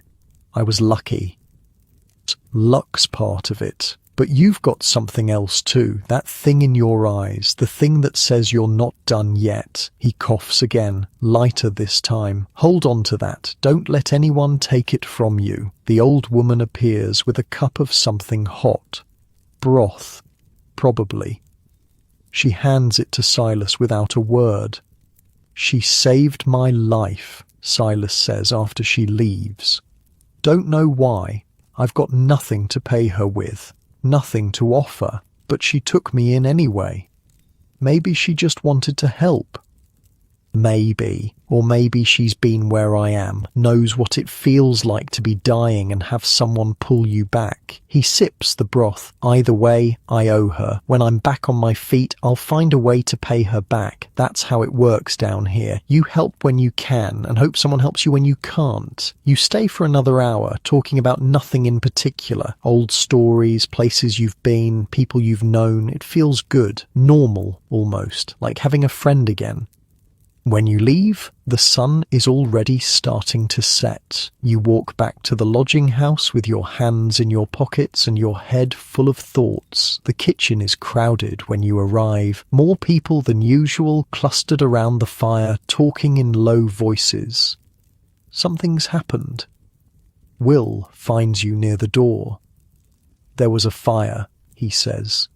One of the doss houses on Dorset Street burned down last night. 3 people dead. Everyone else is looking for somewhere to sleep. You look around the kitchen, faces you don't recognize, men and women with soot on their clothes, fear in their eyes, they're clutching bags and bundles, whatever they manage to save. Brennan's letting them stay for tonight. Doesn't have room for all of them, but he's making space, putting people in the hallways, the kitchen, wherever there's floor. The lodging house is full in a way it wasn't before. Bodies everywhere. The air is thick with the smell of smoke and sweat and too many people in too small a space. You can barely move through the kitchen without stepping over someone's legs or bumping into someone's elbow. The refugees have brought everything they could carry, which isn't much. Bags stuffed with clothes, bundles of blankets. One man is clutching a clock like it's the most precious thing in the world. Maybe it is. Maybe it's the only thing he has left from before. Dinner is smaller than usual. The bread has to stretch further. The tea is even weaker than before. But nobody complains. They've seen worse tonight. A child is crying somewhere in the back of the kitchen, quiet, hiccuping sobs. Nobody goes to comfort it. Everyone is too wrapped up in their own misery. A woman sits down next to you. She's got a burn on her arm, red and blistered, wrapped in a dirty bandage. Her face is blank, the kind of blank that comes from shock. Her clothes still smell like smoke. Lost everything, she says. Not to you specifically, just saying it out loud like she needs to hear the words. 14 years in that place. Not much, but it was mine. A bed, a spot by the window, a corner where I kept my things. Now it's ash. You don't know what to say. What can you say? Sorry doesn't help. Sympathy doesn't rebuild walls. Words are cheap, and she's already learned that lesson. There's a place on Thrall Street, you offer. Brennan runs it. He's fair, might have room when things settle down. She looks at you like she's seeing you for the first time, really seeing you, not just glancing past. Thrall Street, I know it. Walked by there 1,000 times, never went in. She pauses. Thank you for saying something. Most people just look away, pretend they can't see, like if they don't acknowledge it, it isn't happening. I know how that feels. Yeah, she nods slowly. I reckon you do. The night is restless. Too many bodies, too little space. Someone cries in the corner. Someone else argues about territory, about who gets to sleep where. Brennan has to break up 2 fights before midnight. You don't sleep much. The bed is the same, but everything around it has changed. In the morning, the refugees are gone, scattered back into the streets, looking for other lodgings, other shelters, other places to exist. The kitchen is quiet again, almost peaceful, but something has shifted, a reminder of how fragile this all is, how quickly everything can disappear. Happens more often than you'd think, Will says over breakfast. Fires, floods, landlords who decide to sell, people get comfortable, start to think they're safe, and then the ground falls out from under them. How do you keep going? What else is there to do? Stop? He shakes his head. You just keep moving, keep working, keep climbing. Eventually you get high enough that falling doesn't kill you anymore. The days settle into a rhythm after that. Coal in the morning, messages in the afternoon, floors when they need scrubbing, water when the buckets run dry. The work is steady, predictable, almost comforting. You visit Silas every few days. He's getting stronger. The cough is still there, but it's lighter now. Less like something that's going to kill him.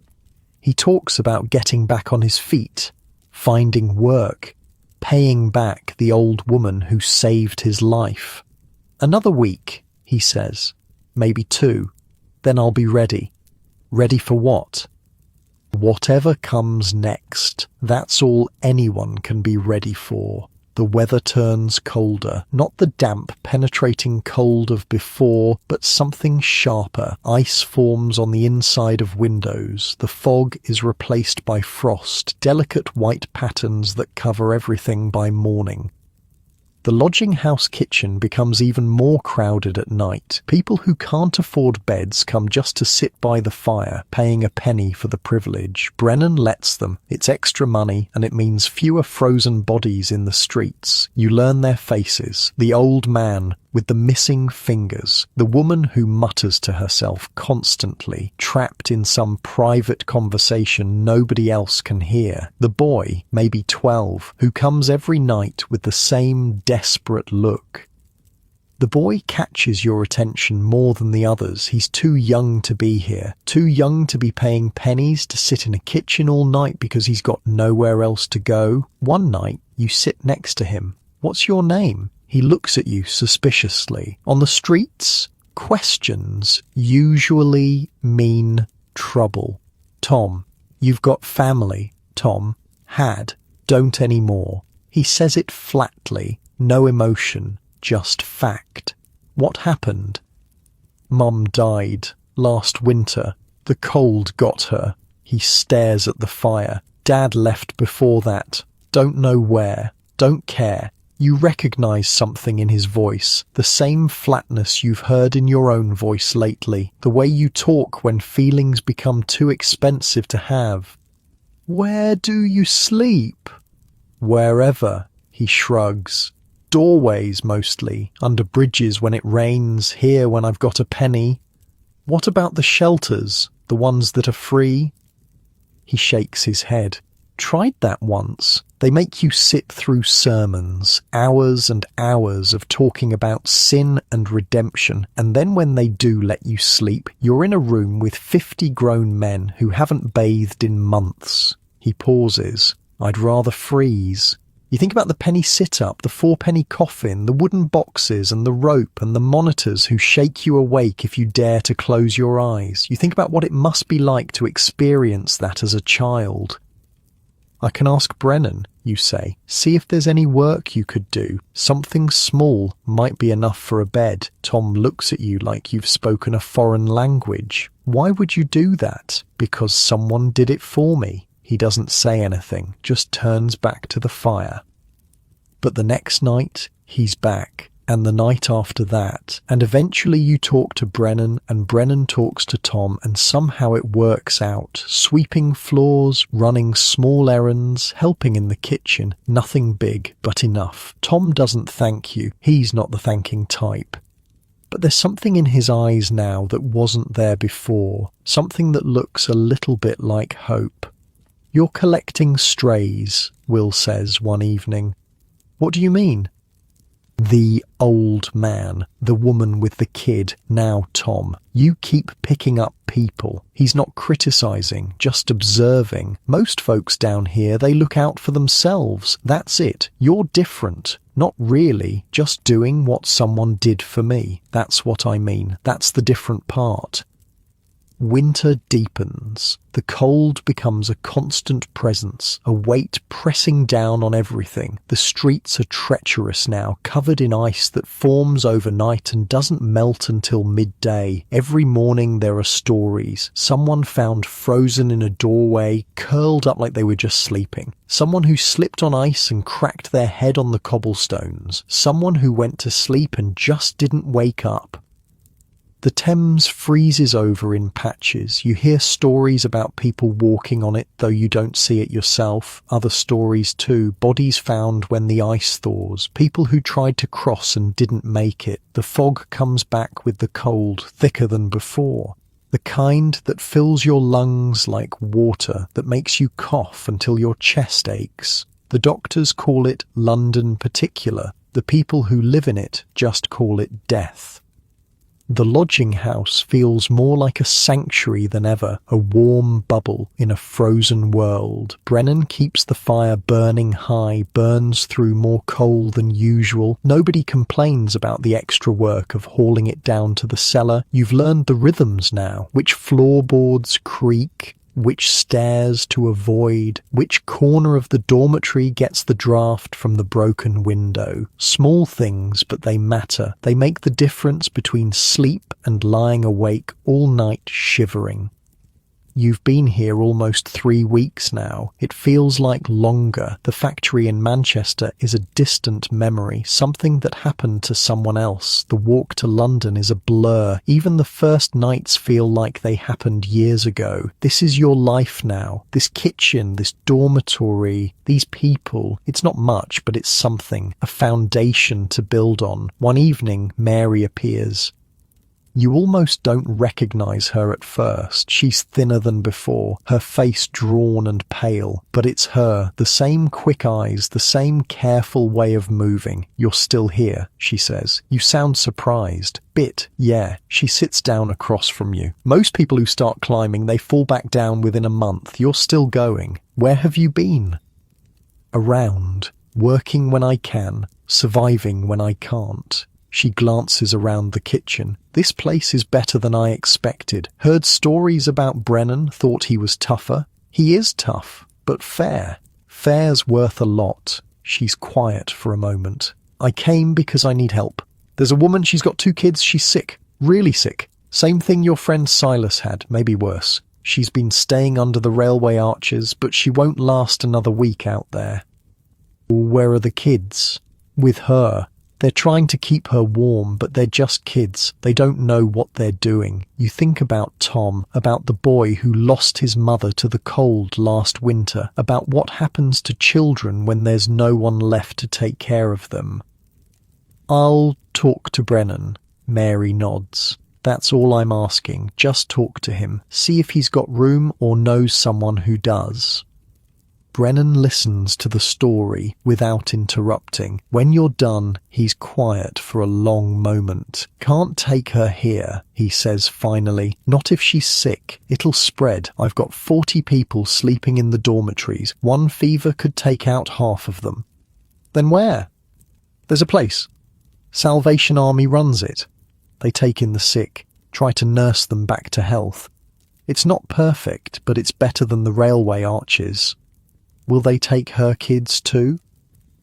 Should do. They've got a program for children, teaching them trades, that sort of thing. He pauses. It's not freedom. They'll make her pray, sit through sermons, follow rules, but it's warm and there's food and the kids will be looked after. You bring the information back to Mary. She thanks you and disappears into the night. The next morning, you find out they made it. The woman and her children. They're at the Salvation Army shelter now, out of the cold. It's a small thing, one family out of thousands, a drop in an ocean of suffering, but it matters, to them at least, and maybe that's enough. The kitchen is warm tonight, the fire is burning steady. Somewhere, someone is singing a song you almost recognize. An old tune, something from childhood, a lullaby maybe. The kind of thing mothers sing to children who can't sleep. You sit by the flames and listen. Tom is in the corner, sweeping floors. Will is at a table, writing something with a pencil stub, his tongue sticking out in concentration. The seamstress, who's been here 3 years, is knitting in her usual spot, needles clicking in rhythm with the song. This is what survival looks like. Not fighting, not struggling, not clawing your way forward every second. Sometimes it's just being, existing, letting the warmth soak into your bones. Tomorrow there will be work, coal to carry, messages to deliver, floors to scrub. There will be problems to solve and people to help and the endless grinding effort of staying alive. But tonight, for just a few hours, you can rest. The fire crackles, the song ends and starts again.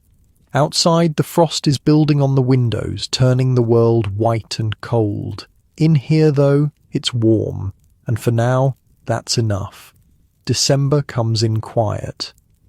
You only know it's December because someone mentions it. A woman in the kitchen counting days on her fingers, trying to figure out when the month ends. Christmas, she says. It's almost Christmas. Christmas feels like something from another life. The factory used to give everyone the day off. You'd spend it in your rented room, eating whatever you could afford, listening to the sounds of celebration from the street below. Not much, but something. A break from the routine.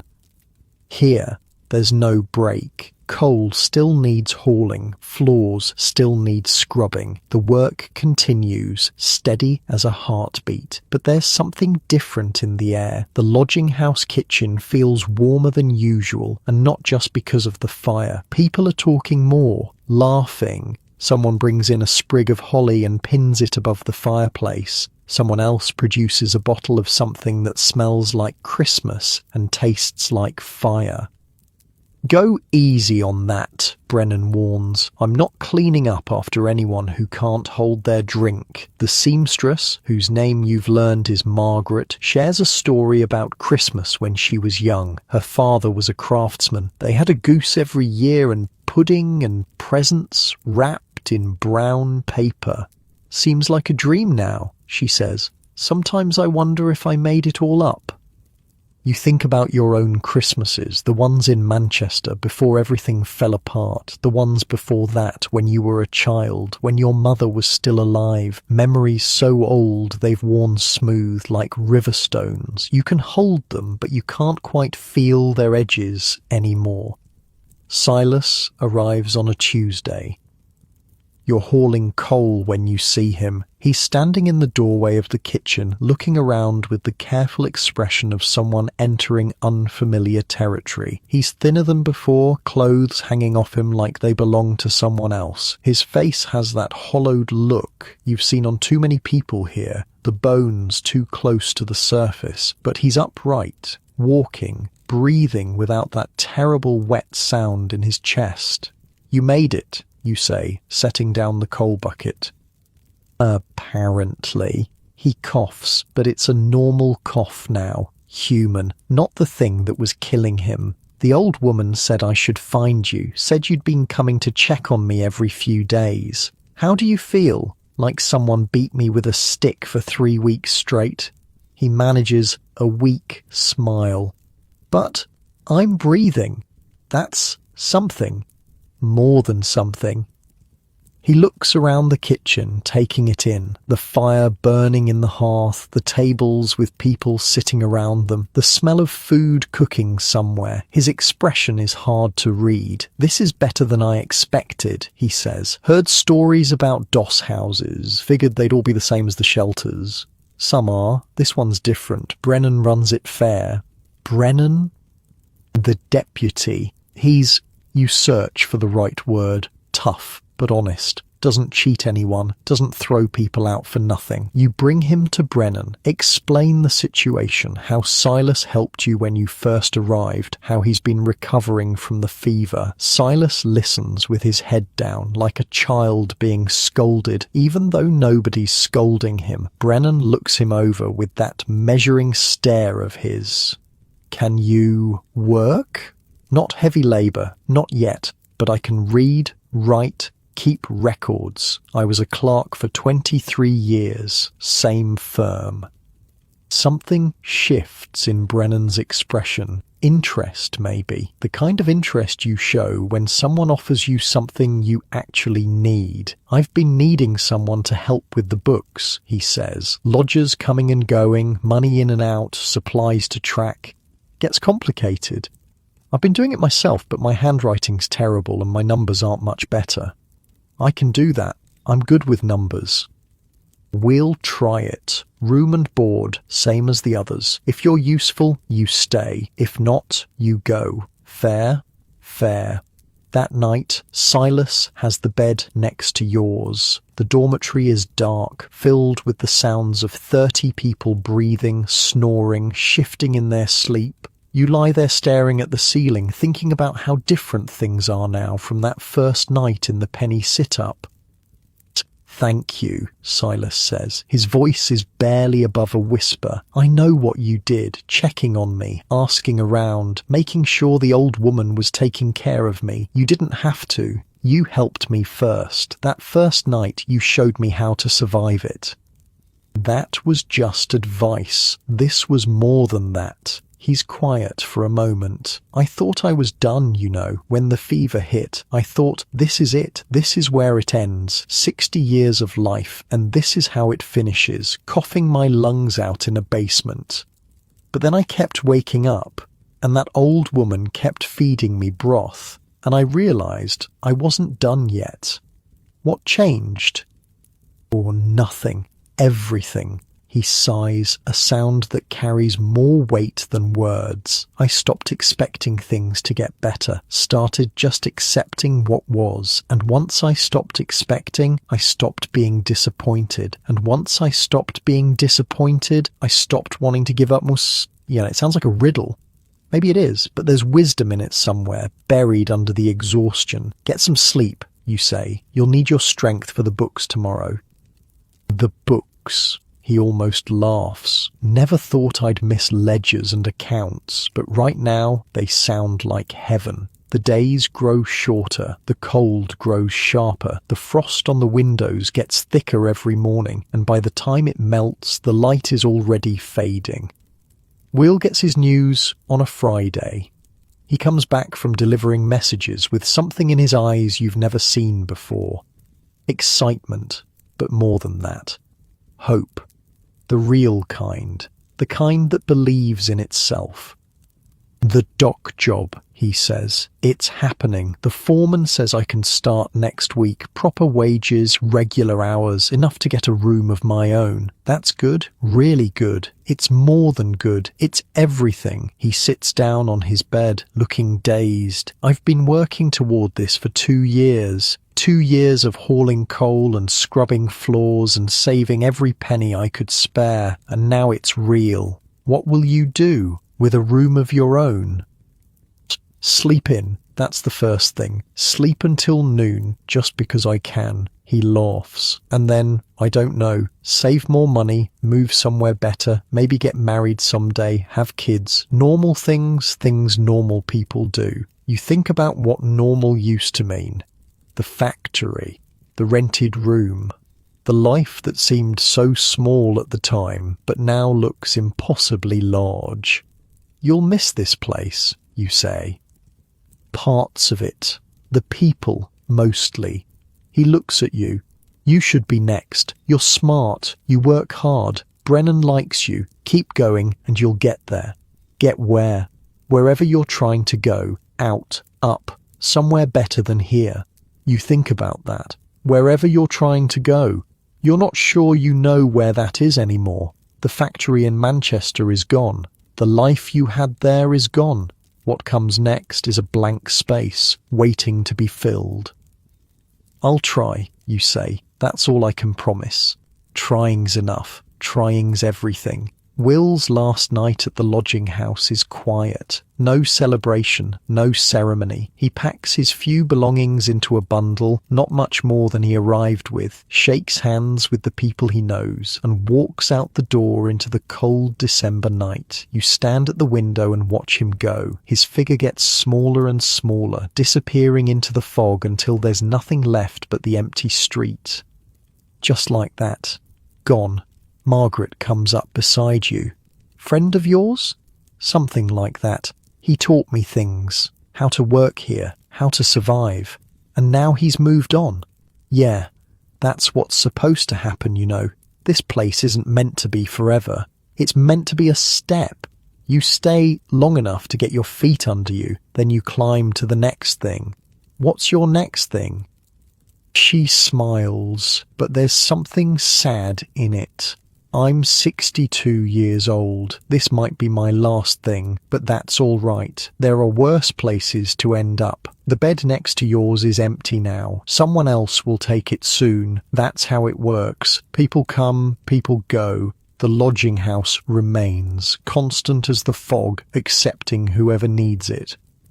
Margaret moves into the empty bed. She's tired of sleeping in the women's dormitory, she says. Too many arguments, too many personalities clashing in too small a space. Nobody fights in here, she says. Everyone's too tired.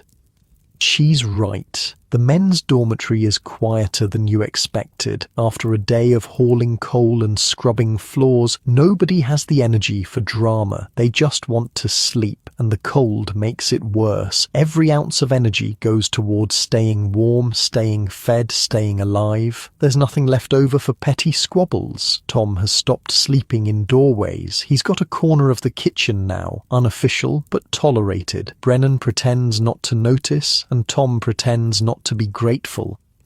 The boy is changing. Not quickly, not dramatically, but you can see it. He talks more now, asks questions, laughs sometimes, though he always looks surprised when it happens, like he's not sure if it's allowed. One night he sits next to you by the fire. "I've been thinking," he says. "About what?" "About what I want to be when I'm older." He stares at the flames. "I never thought about it before. Didn't seem like there was a point. And now?" "I don't know. Something. A clerk, maybe, like Mr. Silas, or a tradesman, someone who makes things." He pauses. "Someone who matters." "You already matter, Tom." He looks at you with those old eyes in his young face. "Do I?" "Yes, to me, at least, and to the people here." He doesn't say anything, but something in his expression shifts, just a little, just enough. Christmas Eve arrives with snow. You've never seen snow in London before. In Manchester it was common enough, white blankets covering the mill rooftops, muffling the sound of the machines. But here it feels like a miracle, something clean in a city that never seems to get clean. You wake to silence. That's the first thing you notice, the usual sounds of the city, the carts and the voices and the endless clatter of industry, all of it muffled, softened. When you look out the window, the world has transformed overnight. The dirt and the grime and the endless grey all disappear under a blanket of white. The rooftops look like wedding cakes. The street looks like something from a painting. Even the garbage in the gutters, the horse droppings, the puddles of questionable liquid, all of it covered over, forgiven, made new. The children in the street go mad with joy, throwing snowballs at each other, at walls, at anything that moves, building things that might be snowmen, lumpy and lopsided but enthusiastic. Their laughter echoes off the buildings like bells, like church bells, like something holy. You watch them from the kitchen window, hands wrapped around a cup of weak tea. You were a child once. You played in snow once. It's hard to remember now, but you must have. The lodging house kitchen is crowded that night. More people than usual, driven inside by the cold. Some of them are regulars, some are strangers, wandered in from the frozen streets, paying their penny just to sit by the fire. Brennan doesn't turn anyone away, not tonight.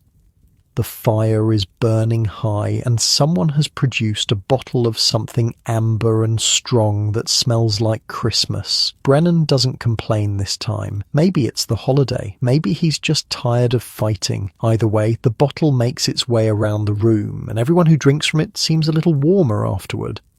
Someone starts singing.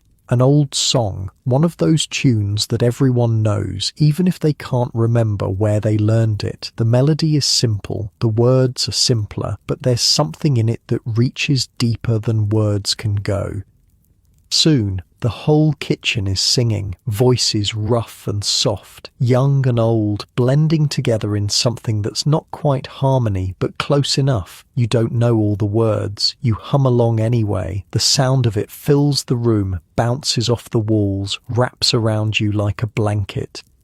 Silas is in the corner, going over the books. He's taken to the work like he was born for it, which he probably was. 23 years of clerking don't just disappear because you spent a few months on the streets. Tom is curled up in his corner, asleep. The singing doesn't wake him. He's learned to sleep through anything out of necessity. Margaret is knitting. She's always knitting, scarves mostly. She gives them away to people who need them, which is everyone. You think about Will wherever he is tonight, in his new room probably, sleeping in a bed of his own, with walls of his own and a door that locks. You hope he's happy. You hope it's everything he wanted. The singing ends. Someone tells a story. Someone else tells a joke. The night stretches on, comfortable and warm. At some point, Brennan stands up. "All right," he says. "I'm not one for speeches, but it's Christmas Eve, and some of you have been here a while, and I just wanted to say..." He pauses, looking uncomfortable. "You're good people, most of you, and I'm glad you're here." That's it. That's the speech. But somehow it's enough. The snow is still falling when you go to bed. The dormitory is cold, but the blankets are warm, and you've learned how to wrap yourself in a way that keeps out the draft. You think about the year you've had, the factory closing, the walk to London, the streets, the shelters, the rope and the coffin and the box and the bugs, the people you've met along the way. It's been months since you had a real life, a job, a room, a name that mattered, but you have a bed now, and work, and people who know you. It's not much, but it's more than nothing.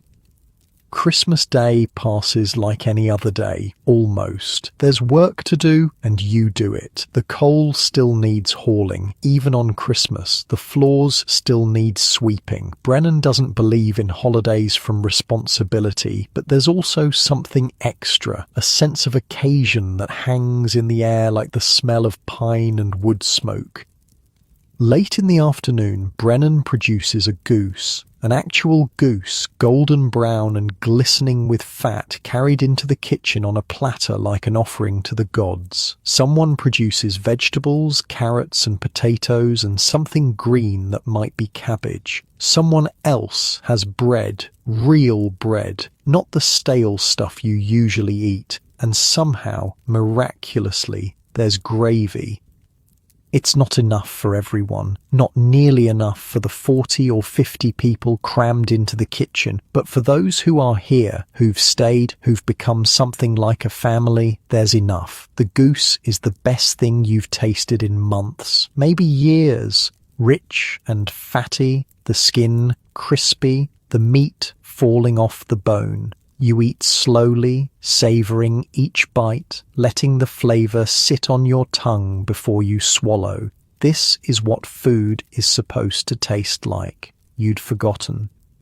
"Where did this come from?" you ask, gesturing at the remains of the goose. "Don't ask questions you don't want answered," Brennan says, but he's smiling, a real smile, the kind you rarely see on his bulldog face. Around you, people are eating with the same slow reverence. Nobody's talking. Nobody needs to. The food speaks for itself. After dinner, the mood shifts. The urgency of eating fades, replaced by something softer. People sit around the fire and tell stories. Not sad stories, not survival stories, but real stories. Memories of better times, things they used to do, places they used to go. It's like a dream hearing people talk about lives that sound so different from this one. Lives with houses and jobs and families. Lives that seem impossible from here but must have been real once. Margaret talks about her husband, dead 15 years now but still alive in her memory. "He was a good man," she says. "Not perfect, but good. He would have hated to see me here, but he would have understood." Silas talks about his children, grown now, scattered across the country. "I hope they're doing well," he says. "I hope they've forgotten about me." Why would you hope that? Because if they've forgotten, it means they've moved on, and moving on means they're living. That's all I ever wanted for them. Tom doesn't talk. He just listens, absorbing everything, storing it away for later. You don't talk either. What would you say? Your story's the same as everyone else's. Here, loss, descent, the long, slow climb back up. But you listen, and listening is its own kind of sharing. The fire burns low. People drift off to bed one by one. The kitchen empties out until it's just you and the embers and the sound of the building settling around you. You think about next year, where you might be, what you might be doing, the dock job that Will got. That's the model. That's the ladder. Work hard, save money, find something better. Keep climbing until you reach solid ground. It seems possible now. Not certain, but possible. And possible is more than you had a few months ago. The snow has stopped. Through the window you can see the stars, bright and cold and impossibly far away. Somewhere out there people are dying, freezing in doorways, huddling under bridges, fighting for scraps. But you're in here, warm, fed, safe, or as safe as anyone can be. You think about luck, about timing, about the strange chain of events that brought you here instead of somewhere else.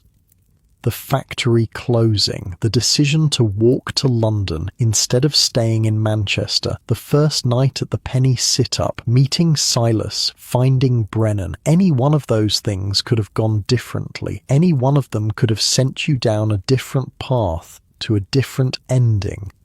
But they didn't. They went the way they went. And here you are. The fire is almost out, just a few coals glowing red in the darkness. The kitchen is empty now, everyone else gone to bed, leaving you alone with the dying embers. You should go upstairs, you should sleep. Tomorrow will come whether you're ready for it or not. But there's something about this moment, the quiet, the stillness, the sense of being between things, between one year and the next, between the person you were and the person you're becoming. You think about Manchester, the factory, the room above the tailor's shop, the walk to London, endless days of putting one foot in front of the other, not knowing what waited at the end. You think about the first night, the penny sit-up, the wooden pillow and the monitors and the smell of 60 unwashed bodies crammed into one room. You think about leaning on that rope, too tired to stand, too scared to fall. You think about the coffin, the bugs crawling over your skin, the feeling of being buried alive. And you think about now, this kitchen, this fire, these people. It's not much, it's everything. You climb the stairs to the dormitory. The floorboards creak under your feet. Familiar sounds now. The sounds of home, such as it is. The sounds of a place that knows you, that accepts you, that has room for you. Your bed is waiting. The same lumpy mattress, the same thin blanket. But it's yours for now, and that matters more than comfort ever did. Outside, the snow has started again. You can hear it somehow, the soft hiss of flakes hitting the window, the gentle patter of a world being made new. You lie down, close your eyes. The dormitory fills with the sounds of sleep, breathing, snoring, the occasional cough or sigh. Someone talking in their dreams, words too quiet to make out. Human sounds, living sounds, the sounds of people who made it through another day, another week, another year. You're still here, still breathing, still moving forward, and tomorrow is another day. The new year comes without fanfare. No bells, no celebration, just one day ending and another beginning, the way it always does. You wake up on January 1st, 1888. In the same bed, in the same dormitory, with the same aches in your body from yesterday's work. But something feels different, not outside, not in the world, but somewhere inside you, a turning of the page, a sense that the worst is over, even if you can't say why. The snow from Christmas has melted, replaced by mud and ice. The streets are treacherous now, slick with frozen puddles that crack underfoot. Everyone walks carefully, slowly, watching where they put their feet. Brennan has you doing inventory this week, counting blankets, checking supplies, making lists of things that need replacing. It's not hard work, but it requires attention. You spend hours in the storage room, surrounded by the accumulated necessities of keeping 40 people alive through winter. The room is cramped and cold, lit by a single candle that throws dancing shadows on the walls. Shelves line every surface, packed with the things that separate survival from death out here. Blankets, stacked in careful piles, some of them patched so many times they're more thread than original fabric. Candles, dwindling faster than they should. Soap, though not much of it, a luxury most people here don't bother with. Coal, the most important thing, stacked in the cellar in neat rows that you've learned to count by weight as much as by eye. Tea, cheap and weak but hot, which is what matters. Bread, delivered every other day by a baker who probably charges Brennan too much but knows he'll always get paid. Whatever else Brennan has managed to acquire through means you don't ask about. Silas helps you with the counting. His handwriting is better than yours, cleaner, more precise. 23 years of clerking show in every stroke of his pen. He writes like someone who learned that mistakes cost money, that neatness matters, that a ledger is a kind of truth-telling. We're low on candles, he says, squinting at the shelf. Should mention it to Brennan. He knows. He always knows. Man's got eyes in the back of his head. True enough. Silas makes a note anyway. Better to tell him twice than not at all. You work in comfortable silence for a while. The storage room is cold, away from the fire, and you can see your breath in the air. But there's something peaceful about it. Just you and Silas and the quiet work of making sure things are in order. No drama, no crisis.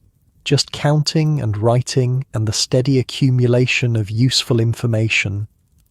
Do you ever think about leaving? Silas asks, not looking up from his ledger. The question catches you off guard. Leaving the lodging house, leaving London, going somewhere else, starting over somewhere new. You think about it, really think, not just the reflexive no that rises up first. Sometimes, late at night, when I can't sleep, I think about going back to Manchester, finding out what happened to the people I knew there. You pause, but then I remember there's nothing to go back to. The factory's gone, the room's gone, everyone I knew has probably scattered by now. So you stay. So I stay. Silas nods slowly. I think about my children sometimes, where they are, what they're doing, whether they ever wonder what happened to their father. He sets down his pen. But then I think, what would I say to them? How would I explain where I've been, what I've become? You haven't become anything bad. Haven't I? He looks at you with those tired eyes. I was a clerk, a husband, a father. Now I'm a man who counts blankets in a doss house and considers it a good day when he gets enough to eat. You're alive. That's more than a lot of people can say. True. He picks up his pen again. True enough. The counting takes most of the morning. By the time you're done, your fingers are numb and your nose is running from the cold. But the lists are complete, neat columns of numbers that tell the story of survival in their own way. Brennan reviews the lists without comment, just nods and tucks them away in the drawer where he keeps important things. Good work, he says. Both of you. That's high praise coming from him. You take it. The afternoon brings a visitor. A man you don't recognize appears in the kitchen asking for Brennan. He's dressed better than most people here. Clean coat without patches, proper shoes with no holes, a hat that actually keeps the rain off, the look of someone who still has a life outside these walls. Who goes home at night to a house with a lock on the door and food in the cupboard. He carries a leather case under his arm. Papers, probably. Forms to fill out. the machinery of caring, reduced to ink and questions. Brennan talks to him in low voices near the counter, glancing occasionally at the rest of the room. The conversation goes on for a while. The man takes notes, nodding at whatever Brennan tells him. His pen moves quickly, practiced. After a few minutes, the man leaves, shakes Brennan's hand, tips his hat, steps out into the January cold, back to his other life. Brennan stands there for a moment, thinking. His face is hard to read. Something wrong, you ask? Or not wrong, just interesting. He looks at you. That was a man from the Charity Organisation Society. They're doing a survey, counting the homeless, trying to understand the problem, how many people, where they sleep, why they're here. Why? Government wants to know how bad things are, whether something needs to be done. There's talk of new laws, new policies, new ways of dealing with all of us. Brennan shrugs. They come around every few years, ask questions, write reports. Nothing ever changes, but they keep asking. What did you tell him? The truth. That there's more people on the streets than there were last year, more women, more children, more families who never expected to be here, that the shelters are full every night, and still there's bodies found frozen every morning when the fog clears. He pauses. That we're doing what we can, but what we can do isn't enough. Never is. He wrote it all down. Every word. Very neat handwriting. Very careful. You think about the men in the penny sit-up, lying on that bare floor with wooden pillows 2 inches off the ground, not allowed to sleep even though they'd paid their penny. The people leaning on the rope at the 2-penny hangover, waiting for it to be cut at 5 in the morning, pitching forward into the cold. The coffins, the bugs that crawled over you all night, the smell of 60 unwashed bodies that you could cut with a knife. Do you think anything will change? Brennan is quiet for a moment. Honestly, no, but I keep hoping anyway. That's the only thing that keeps you sane down here. Hope, even when it's stupid, especially when it's stupid. That night you lie awake thinking about the man from the Charity Organisation Society. Someone out there cares enough to count, to ask questions, to write reports that might sit in government offices forever or might actually lead to something. It doesn't feel like much, a drop in an ocean, but it's something. Maybe that's how change happens. Not all at once, not in grand gestures, but in small accumulations, question by question, report by report, person by person, or maybe nothing changes and you're fooling yourself. Either way, you're still here, still surviving, still hoping. The cold snap breaks in the second week of January. Not warm exactly, but the ice stops forming overnight and the air loses some of its bite. People start moving faster on the streets, no longer hunched against the wind. There's a sense of loosening, of the world unclenching its fist. Tom has been working steadily for weeks now, sweeping, running errands, helping in the kitchen. He's grown taller, or maybe he's just standing straighter. Hard to tell. One evening, he comes to you with a question.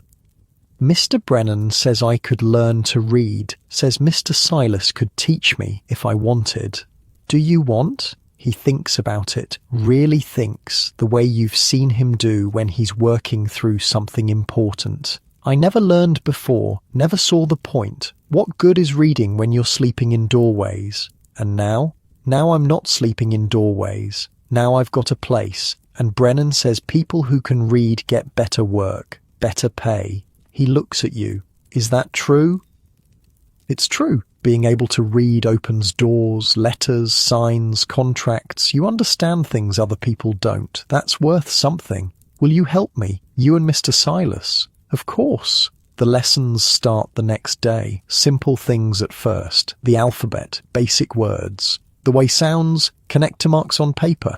Tom is a quick learner, faster than you expected. His mind is sharp, just untrained. Nobody ever bothered to teach him before. Nobody thought he was worth the effort. You sit together at one of the kitchen tables, away from the fire so there's better light. Silas has found an old primer somewhere, dog-eared and water-stained, but the letters are still clear enough. This is A, you say, pointing. Makes the sound R, or sometimes A. Tom traces the letter with his finger, memorizing its shape. His brow furrows in concentration.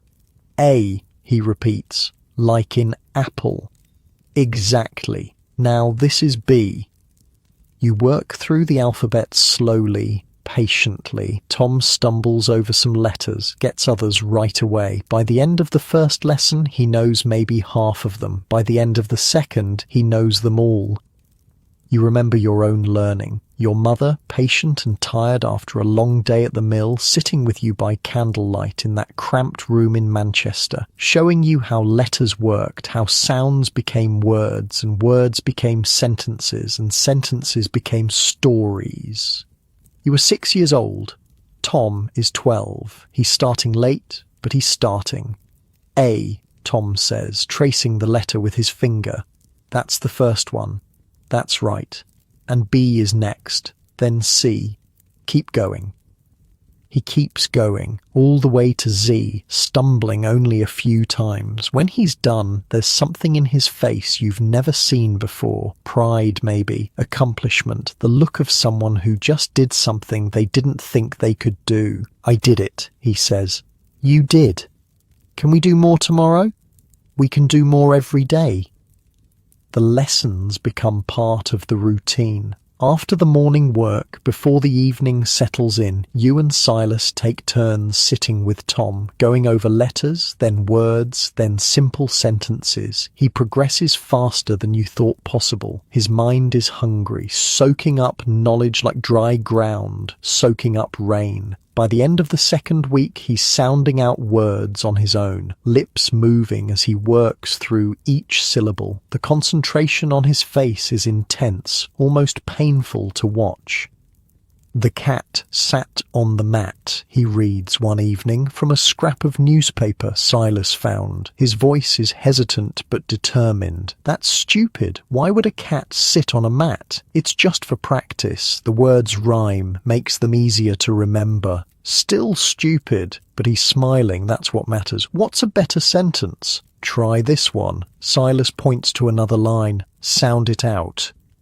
Tom leans in, squinting. The boy ran to the door. He looks up. That's better. That makes sense. Good. Now this one. They continue for another hour. By the time they're done, Tom can read a dozen simple sentences. He's exhausted, eyes drooping, but he doesn't want to stop. Tomorrow, you say. There'll be more tomorrow. Promise? Promise. Margaret watches the lessons sometimes from her spot by the fire. You're good with him, she says one evening when Tom has gone off to sweep floors. I'm just helping. That's what I mean. Most people down here, they're too busy surviving to help anyone else. You're different. Someone helped me. I'm just passing it on. That's the different part. She returns to her knitting. Don't lose that. Whatever else happens, don't lose that. February arrives with rain. Endless, relentless rain that drums on the roof and turns the streets into rivers of mud. The lodging house feels smaller somehow, everyone crammed inside, waiting for the weather to break. You've been here 3 months now. It feels like longer. It feels like always. The work continues. Coal and floors and messages and counting. The rhythm of it has become comfortable, almost pleasant. You know what to expect. You know where you fit. Silas has settled into his role as clerk. Brennan relies on him now, trusts him with the books, with the money, with things that matter. The fever seems like a distant memory, something that happened to someone else. Tom can read basic sentences now. He practices every chance he gets, sounding out words on signs, in newspapers, on the labels of packages. His favourites are the adventure stories that sometimes appear in the penny papers, pirates and treasure and faraway places. I'm going to go there someday, he says, pointing at a story about the South Seas. When I'm older, when I've got enough money. That's a good dream. You think so? You don't think it's stupid? I think dreams are the only thing that keeps us going. Without them, we're just surviving. With them, we're living. He thinks about that for a moment, then nods like he's filing it away for later. The rain finally stops in the third week of February. The sun comes out, weak but present, and the city starts to dry. People emerge from their hiding places, blinking in the light like creatures who've been underground too long. You take a walk through Whitechapel, not for any particular reason, just to move, to stretch, to remember what the world looks like outside the lodging house. The walls start to feel close after a while, even walls that keep you safe. The streets are familiar now. You know the shortcuts, the safe corners, the places to avoid after dark. You know which shops give fair prices and which ones cheat. You know which constables are kind, the ones who look the other way when they see someone sleeping in a doorway. And which ones are cruel, the ones who wake you with a kick and move you on with threats. This is your city now, not the one you imagined when you first arrived, desperate and lost and walking in circles because everything looked the same, but a city nonetheless, a place where you know things, where you have history, even if it's only a few months old. You walk past the corner where you first begged for money, past the doorway where you spent that freezing night before the shelters, past the mission where you ate soup and listened to sermons about redemption. The memories are strange, not distant exactly, but somehow separate from who you are now, like watching someone else's life through a dirty window. You pass the corner where you first met Eddie, the chestnut seller. He's there today, warming his hands over his cart, calling out to passers-by in that voice that carries half a block. "You again," he says when he sees you.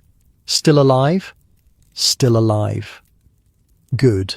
That's good." He hands you a chestnut, same as before, warm from the coals. On the house. You look like you need it. "I'm doing all right, actually. Got steady work now, a place to sleep, food most days. Even better." He grins, showing gaps where teeth used to be. "See? I knew you'd make it. Could tell from the first time I saw you. You've got that look." "What look?" "The stubborn one, the one that says you're not giving up no matter what, no matter how bad it gets. The ones who make it, they've all got that look. The ones who don't," he shrugs, "they've got a different look. You can see it in their eyes. The giving up. It starts there and spreads." You think about that as you walk back to the lodging house, the stubborn look. Maybe he's right. Maybe that's what kept you going through the penny sit-up and the rope and the coffin and all the rest. Stubbornness, the refusal to quit, even when quitting seemed like the only sensible option. Or maybe it was something else. Maybe it was luck, pure, stupid luck that put you in the right place at the right time. Maybe it was timing, showing up at the lodging house when Brennan happened to need someone. Maybe it was the people you met along the way. Silas showing you how to survive that first night. Mary explaining the system. Brennan giving you a chance. Maybe it was all of those things, woven together into something that looks like survival from the outside, but feels like something else from the inside. Something harder to name, something that might be hope, or might just be the refusal to stop hoping. The lodging house is warm when you return. The fire is burning. The kitchen is busy. The familiar sounds of cooking and conversation fill the air. Tom is in his corner, reading. Silas is at his desk, going over the books. Margaret is knitting. Brennan is behind the counter, watching everything with those bulldog eyes. Your people, your place. You find an empty spot at one of the tables and sit down. The tea is weak, same as always. The bread is stale, same as always. But it's food, and it's warmth, and it's yours. The evening settles in around you. People come and go. Stories are told. Arguments break out and resolve themselves. The ordinary business of living happening all around you, as natural as breathing. You think about the man from the charity organisation Society. His neat handwriting, his careful questions, his reports that will sit in some government office somewhere, gathering dust.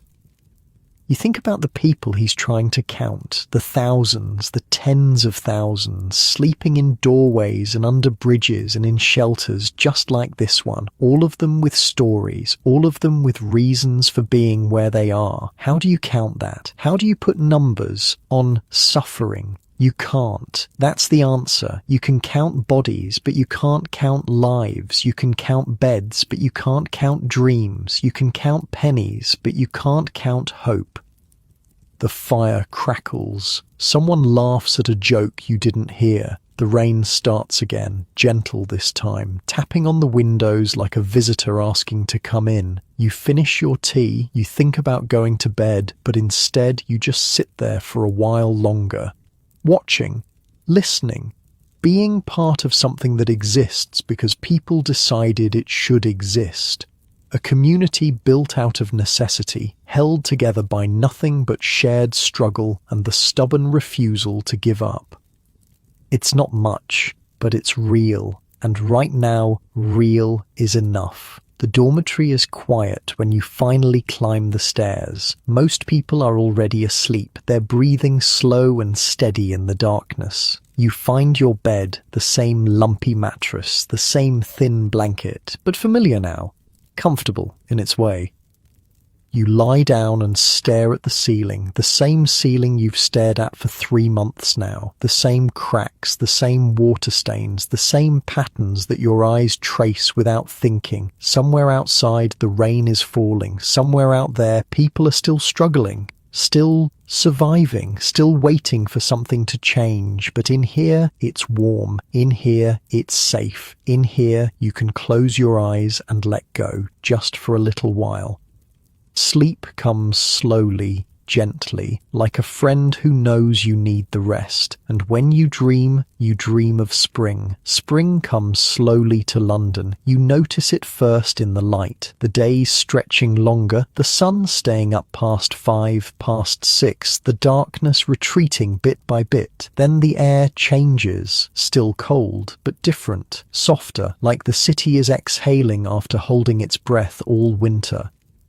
March brings rain, but it's warm rain now, the kind that washes things clean instead of freezing them solid. The mud in the streets turns from ice to slush to something almost like earth. Green things start appearing in cracks and corners, weeds mostly, but alive. You've been at the lodging house 4 months.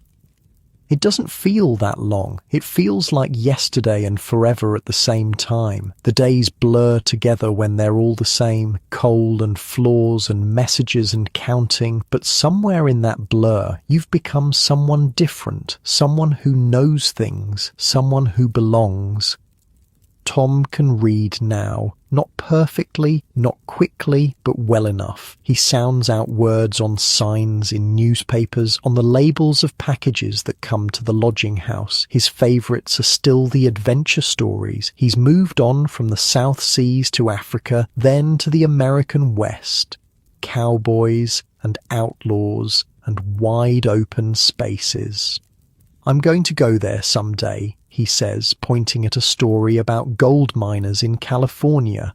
When I'm old enough, when I've saved enough money. That's far away.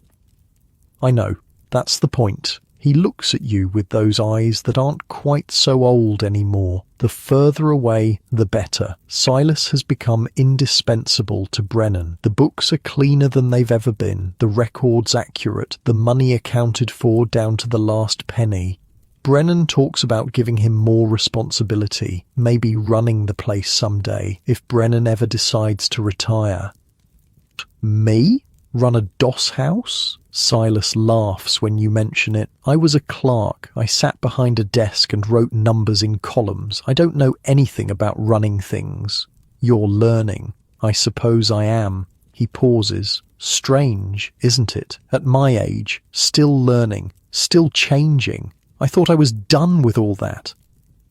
Margaret finished her latest scarf last week. This one's for you. She handed it over without ceremony, just pressed it into your hands and walked away before you could say anything. It's red, or was red once, the wool faded and patched in places, but it's warm. And it's yours. You wear it every day now. A letter arrives in the second week of March. Brennan hands it to you at breakfast, his expression unreadable. The envelope is clean, the handwriting neat. Your name is on the front, spelled correctly. No return address, but the postmark says Wapping. You can't remember the last time you got a letter. Before Manchester? Maybe. Before everything. Your hands shake a little as you open it. Stupid. It's just paper, but paper can carry news, and news can change everything. Inside, there's a single page. The writing is cramped but careful, the kind of handwriting that comes from someone who learned late and practices often. You recognize it after a moment. Will. He's doing well, he writes. Better than well. The dock job turned into something more. A foreman noticed him, liked his work ethic, promoted him to supervisor of a small crew. He's got his own room now, a real room, with a window that looks out over the river. He can see the ships coming and going. He watches them sometimes in the evening and thinks about where they've been.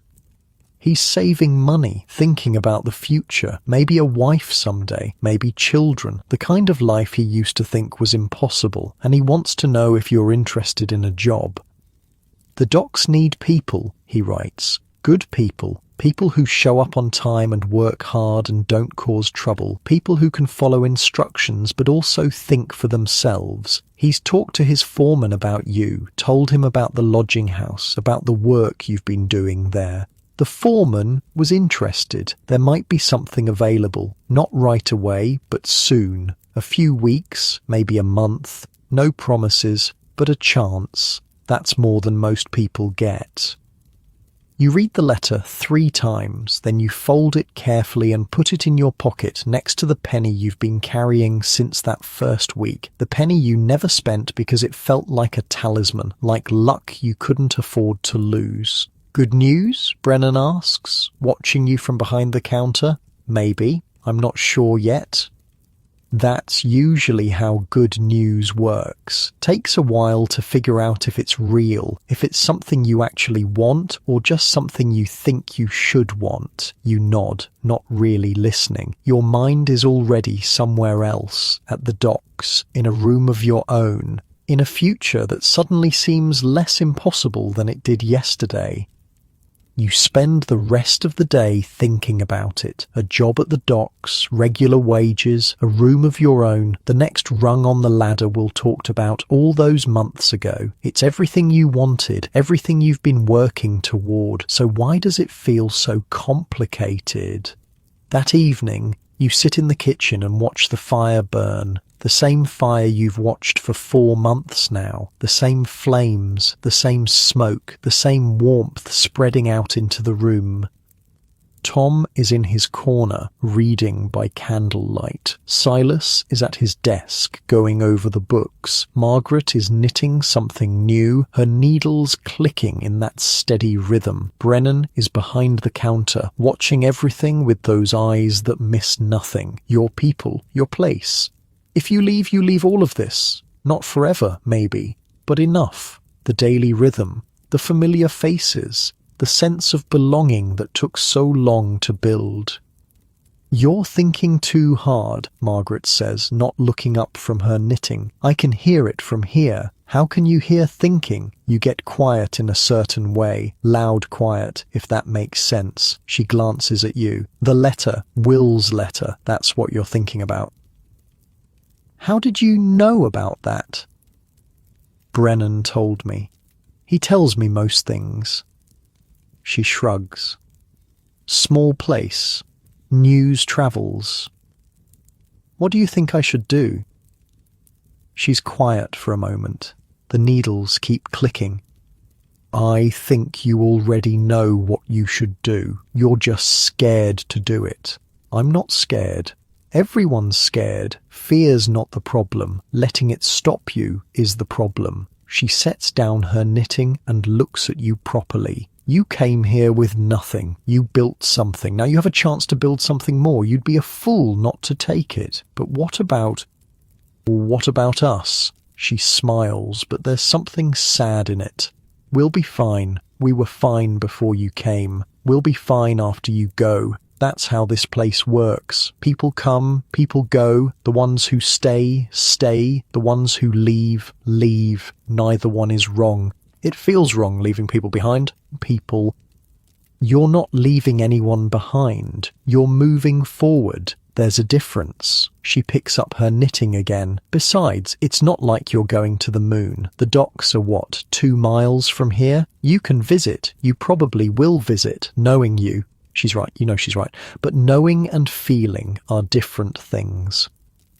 You write back to Will that night. A short letter, just a few lines. Yes, you're interested. Yes, you want to know more. Yes, you'll come to the docks when he says talk to whoever he wants you to talk to. Yes. The word feels strange on the page. Final. Like closing a door and opening another one at the same time. You give the letter to Brennan to send. He takes it without comment. But there's something in his expression. Approval, maybe. Or just understanding.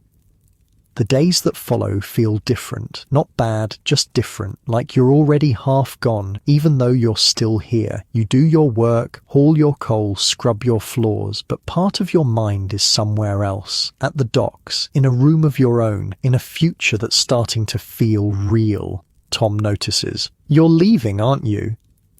You're sitting together after one of his reading lessons. He's gotten good enough now that the lessons are more like conversations. He reads something, you talk about it, simple as that. Maybe, probably, there's a job opportunity at the docks. Like Will. He's quiet for a moment, processing. Will you forget about us? About me? The question hits harder than you expected. No, never. I promise. People say that. They don't always mean it. I mean it. You look at him, this boy who was sleeping in doorways a few months ago, who couldn't read his own name, who looked at the world with eyes that had given up hoping. You're going to be fine, Tom. You're smart. You're tough. You've got people here who care about you. And you can read now. That's worth more than you know. Because reading opens doors. Exactly. He nods slowly. Okay, I believe you. A pause. But you better visit. I will. Promise? Promise. The word means something this time. A real promise, the kind you keep. Spring settles in properly in the last week of March. The sun stays out longer, warmer. People start shedding their coats, their scarves, the layers they've been wrapped in for months. The city feels lighter somehow, less burdened. You get word from Will. The job is real. The foreman wants to meet you. Next Monday, at the docks, 7 in the morning. This is it. The next step. You spend your last few days at the lodging house trying to memorize everything. The way the light falls through the kitchen window in the afternoon. The sound of the fire crackling. The smell of weak tea and coal dust and too many bodies in too small a space. It's not beautiful. It was never beautiful, but it's home, or the closest thing to home you've had since Manchester. On Sunday night, you can't sleep.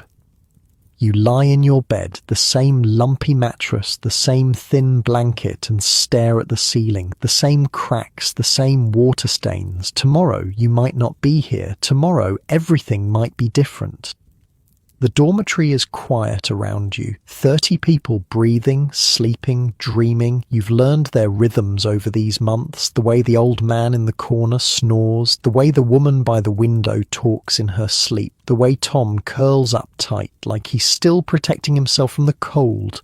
You're going to miss this. All of it. Even the parts that drove you crazy. Morning comes eventually. It always does. You're up before the bell, dressed and ready. Your few belongings fit in your pockets, same as always. The comb with 3 broken teeth, the length of string, the penny, and now Margaret's scarf, red and faded and warm around your neck. The dormitory is still mostly asleep. A few people stir as you move past, but nobody speaks. Morning farewells aren't really done here. People come, people go. You're not the first, you won't be the last. Breakfast is the same as always. Bread and tea. You eat slowly, savouring it. Not because it's good, the bread is stale and the tea is weak, but because it's familiar. Because you've eaten this same breakfast 100 times in this same kitchen with these same people, and soon you won't be. The kitchen is quiet this early, a few night owls still lingering by the fire, the woman who works at the laundry about to leave for her shift, an old man you've never spoken to, nursing a cup of tea and staring at nothing. Ordinary morning, ordinary people, ordinary life, except for you. Silas catches you at the door. I heard you're going today. His voice is still rough from sleep, but his eyes are alert. He's been waiting for you. Word travels fast. Always does in a place like this. No secrets. He holds out his hand. Good luck. You've earned it. You shake his hand. His grip is stronger than it used to be, steadier. The fever seems like a lifetime ago. A different person, almost. Both of you, different people now. Thank you. You say, for everything. That first night, in the shelter, the penny sit-up, you saved my life. You saved yourself. I just pointed you in the right direction. He smiles, and for a moment you can see the clerk he used to be, the professional, the man with a desk and a view of a brick wall and a life that made sense. Now go point yourself somewhere new. What about you? Will you stay here? For now? Maybe forever. I'm too old for new adventures. He shrugs. But you're not. So go. Have the adventures I can't have anymore. Tom is waiting outside. He's supposed to be sweeping the front step. That's his morning job now, but he's just standing there, holding his broom, looking at you with those eyes that aren't quite as old as they used to be. This is it? This is it. He doesn't say anything for a moment, just stands there, the broom in his hands, the morning light catching the dust motes floating around him. I don't want you to go, he says finally, quietly, like it's a confession. I know. But I know you have to. I don't have to. I'm choosing to. There's a difference. He thinks about that. Is there? Yes. Having to means you don't have options. Choosing to means you're taking one option over another. I could stay here, I could keep doing what I'm doing, but I'm choosing to try something different because you want more. Because I want to see what's possible. You kneel down so you're at his eye level. You'll understand someday, when you're older, when you've been here long enough to know you don't have to be here forever. He doesn't say anything, just steps forward and hugs you quick and fierce, his arms tight around your neck. Then he steps back and pretends it didn't happen, wiping his face with the back of his hand. Good luck, he says. Don't forget. I won't. I promise. And visit. You said you'd visit. I will. I promise that too. Margaret waves from the window. Brennan nods from behind the counter. A small gesture, barely there, but you see it. Small gestures, huge meanings. And then you're walking. Out the door, down Thrall Street, into the city that's just waking up around you. The sun is rising, pale gold through the morning haze. The streets are coming alive, carts and carriages and people going about their business. You think about the first time you walked these streets, lost and terrified and alone, not knowing where to go, what to do, how to survive. You're not that person anymore. That person is gone, transformed by 4 months of coal and floors and lessons and community. What's left is someone stronger, someone who knows things, someone who has people. The docks are busy when you arrive, ships unloading, men shouting, cargo moving in endless streams. Will is waiting near the entrance, wearing a supervisor's coat, looking like he belongs here. "You made it," he says. "I made it." He grins. "I knew you would. Come on, there's someone you need to meet." The interview is short. The foreman looks you over, asks a few questions, checks your hands for calluses. Then he nods. "Start tomorrow, 6 sharp. Don't be late." That's it. A job, regular wages, a future. Will claps you on the shoulder. "I'll help you find a room. There's a place near here, clean, cheap, not too far from the docks. You'll like it." "Will I?" "You'll learn to." He laughs. That's how everything works, isn't it? You learn to like it, or you learn to leave it. The room is small, smaller than you expected. A bed against one wall, a chair against another, a window that looks out on a brick wall. No kitchen, no fireplace, no sitting area, just the basics, just enough. But it's yours. The door has a lock, a real lock with a key that fits in your pocket. The bed has a mattress that doesn't shift when you sit on it. The walls are solid, no cracks, no gaps where the wind comes through. Will leaves you alone to settle in. "Take your time," he says. "I'll come back later, show you around the neighbourhood." You stand in the middle of the room and look around. This is what you were working toward. This is the next rung on the ladder. Not the top, not the end, but a step up. A real step up. It doesn't feel like victory. It doesn't feel like defeat either. It just feels like continuation, one step leading to another, the way steps always do, the way they've been doing since you left Manchester all those months ago. You sit on the bed. The mattress is firm, but gives a little under your weight. The blanket is thick wool, scratchy but warm. The pillow is actually shaped like a pillow, not a lump of straw or a wooden board. Through the window you can see a sliver of sky, grey as always in London, but with hints of blue underneath, spring fighting its way through the clouds. You think about the journey, not the walk from Manchester, though that was long enough, the other journey, the one that started when you walked into that penny sit-up for the first time. The wooden pillow, 2 inches off the ground, sloping upward toward the back. Bodies lying feet to feet in double rows, the smell of 60 unwashed men, thick enough to cut with a knife. The monitors who shook you awake if you dared to close your eyes because sleeping wasn't included in the penny price. You think about the rope, the 2-penny hangover, leaning against that rough hemp all night, your chest pressed against it, your arms draped over it like you were leaning on a fence, waiting for dawn, waiting for the valet to cut the rope and send everyone pitching forward, the way your body learned to sleep standing up because it had no other choice.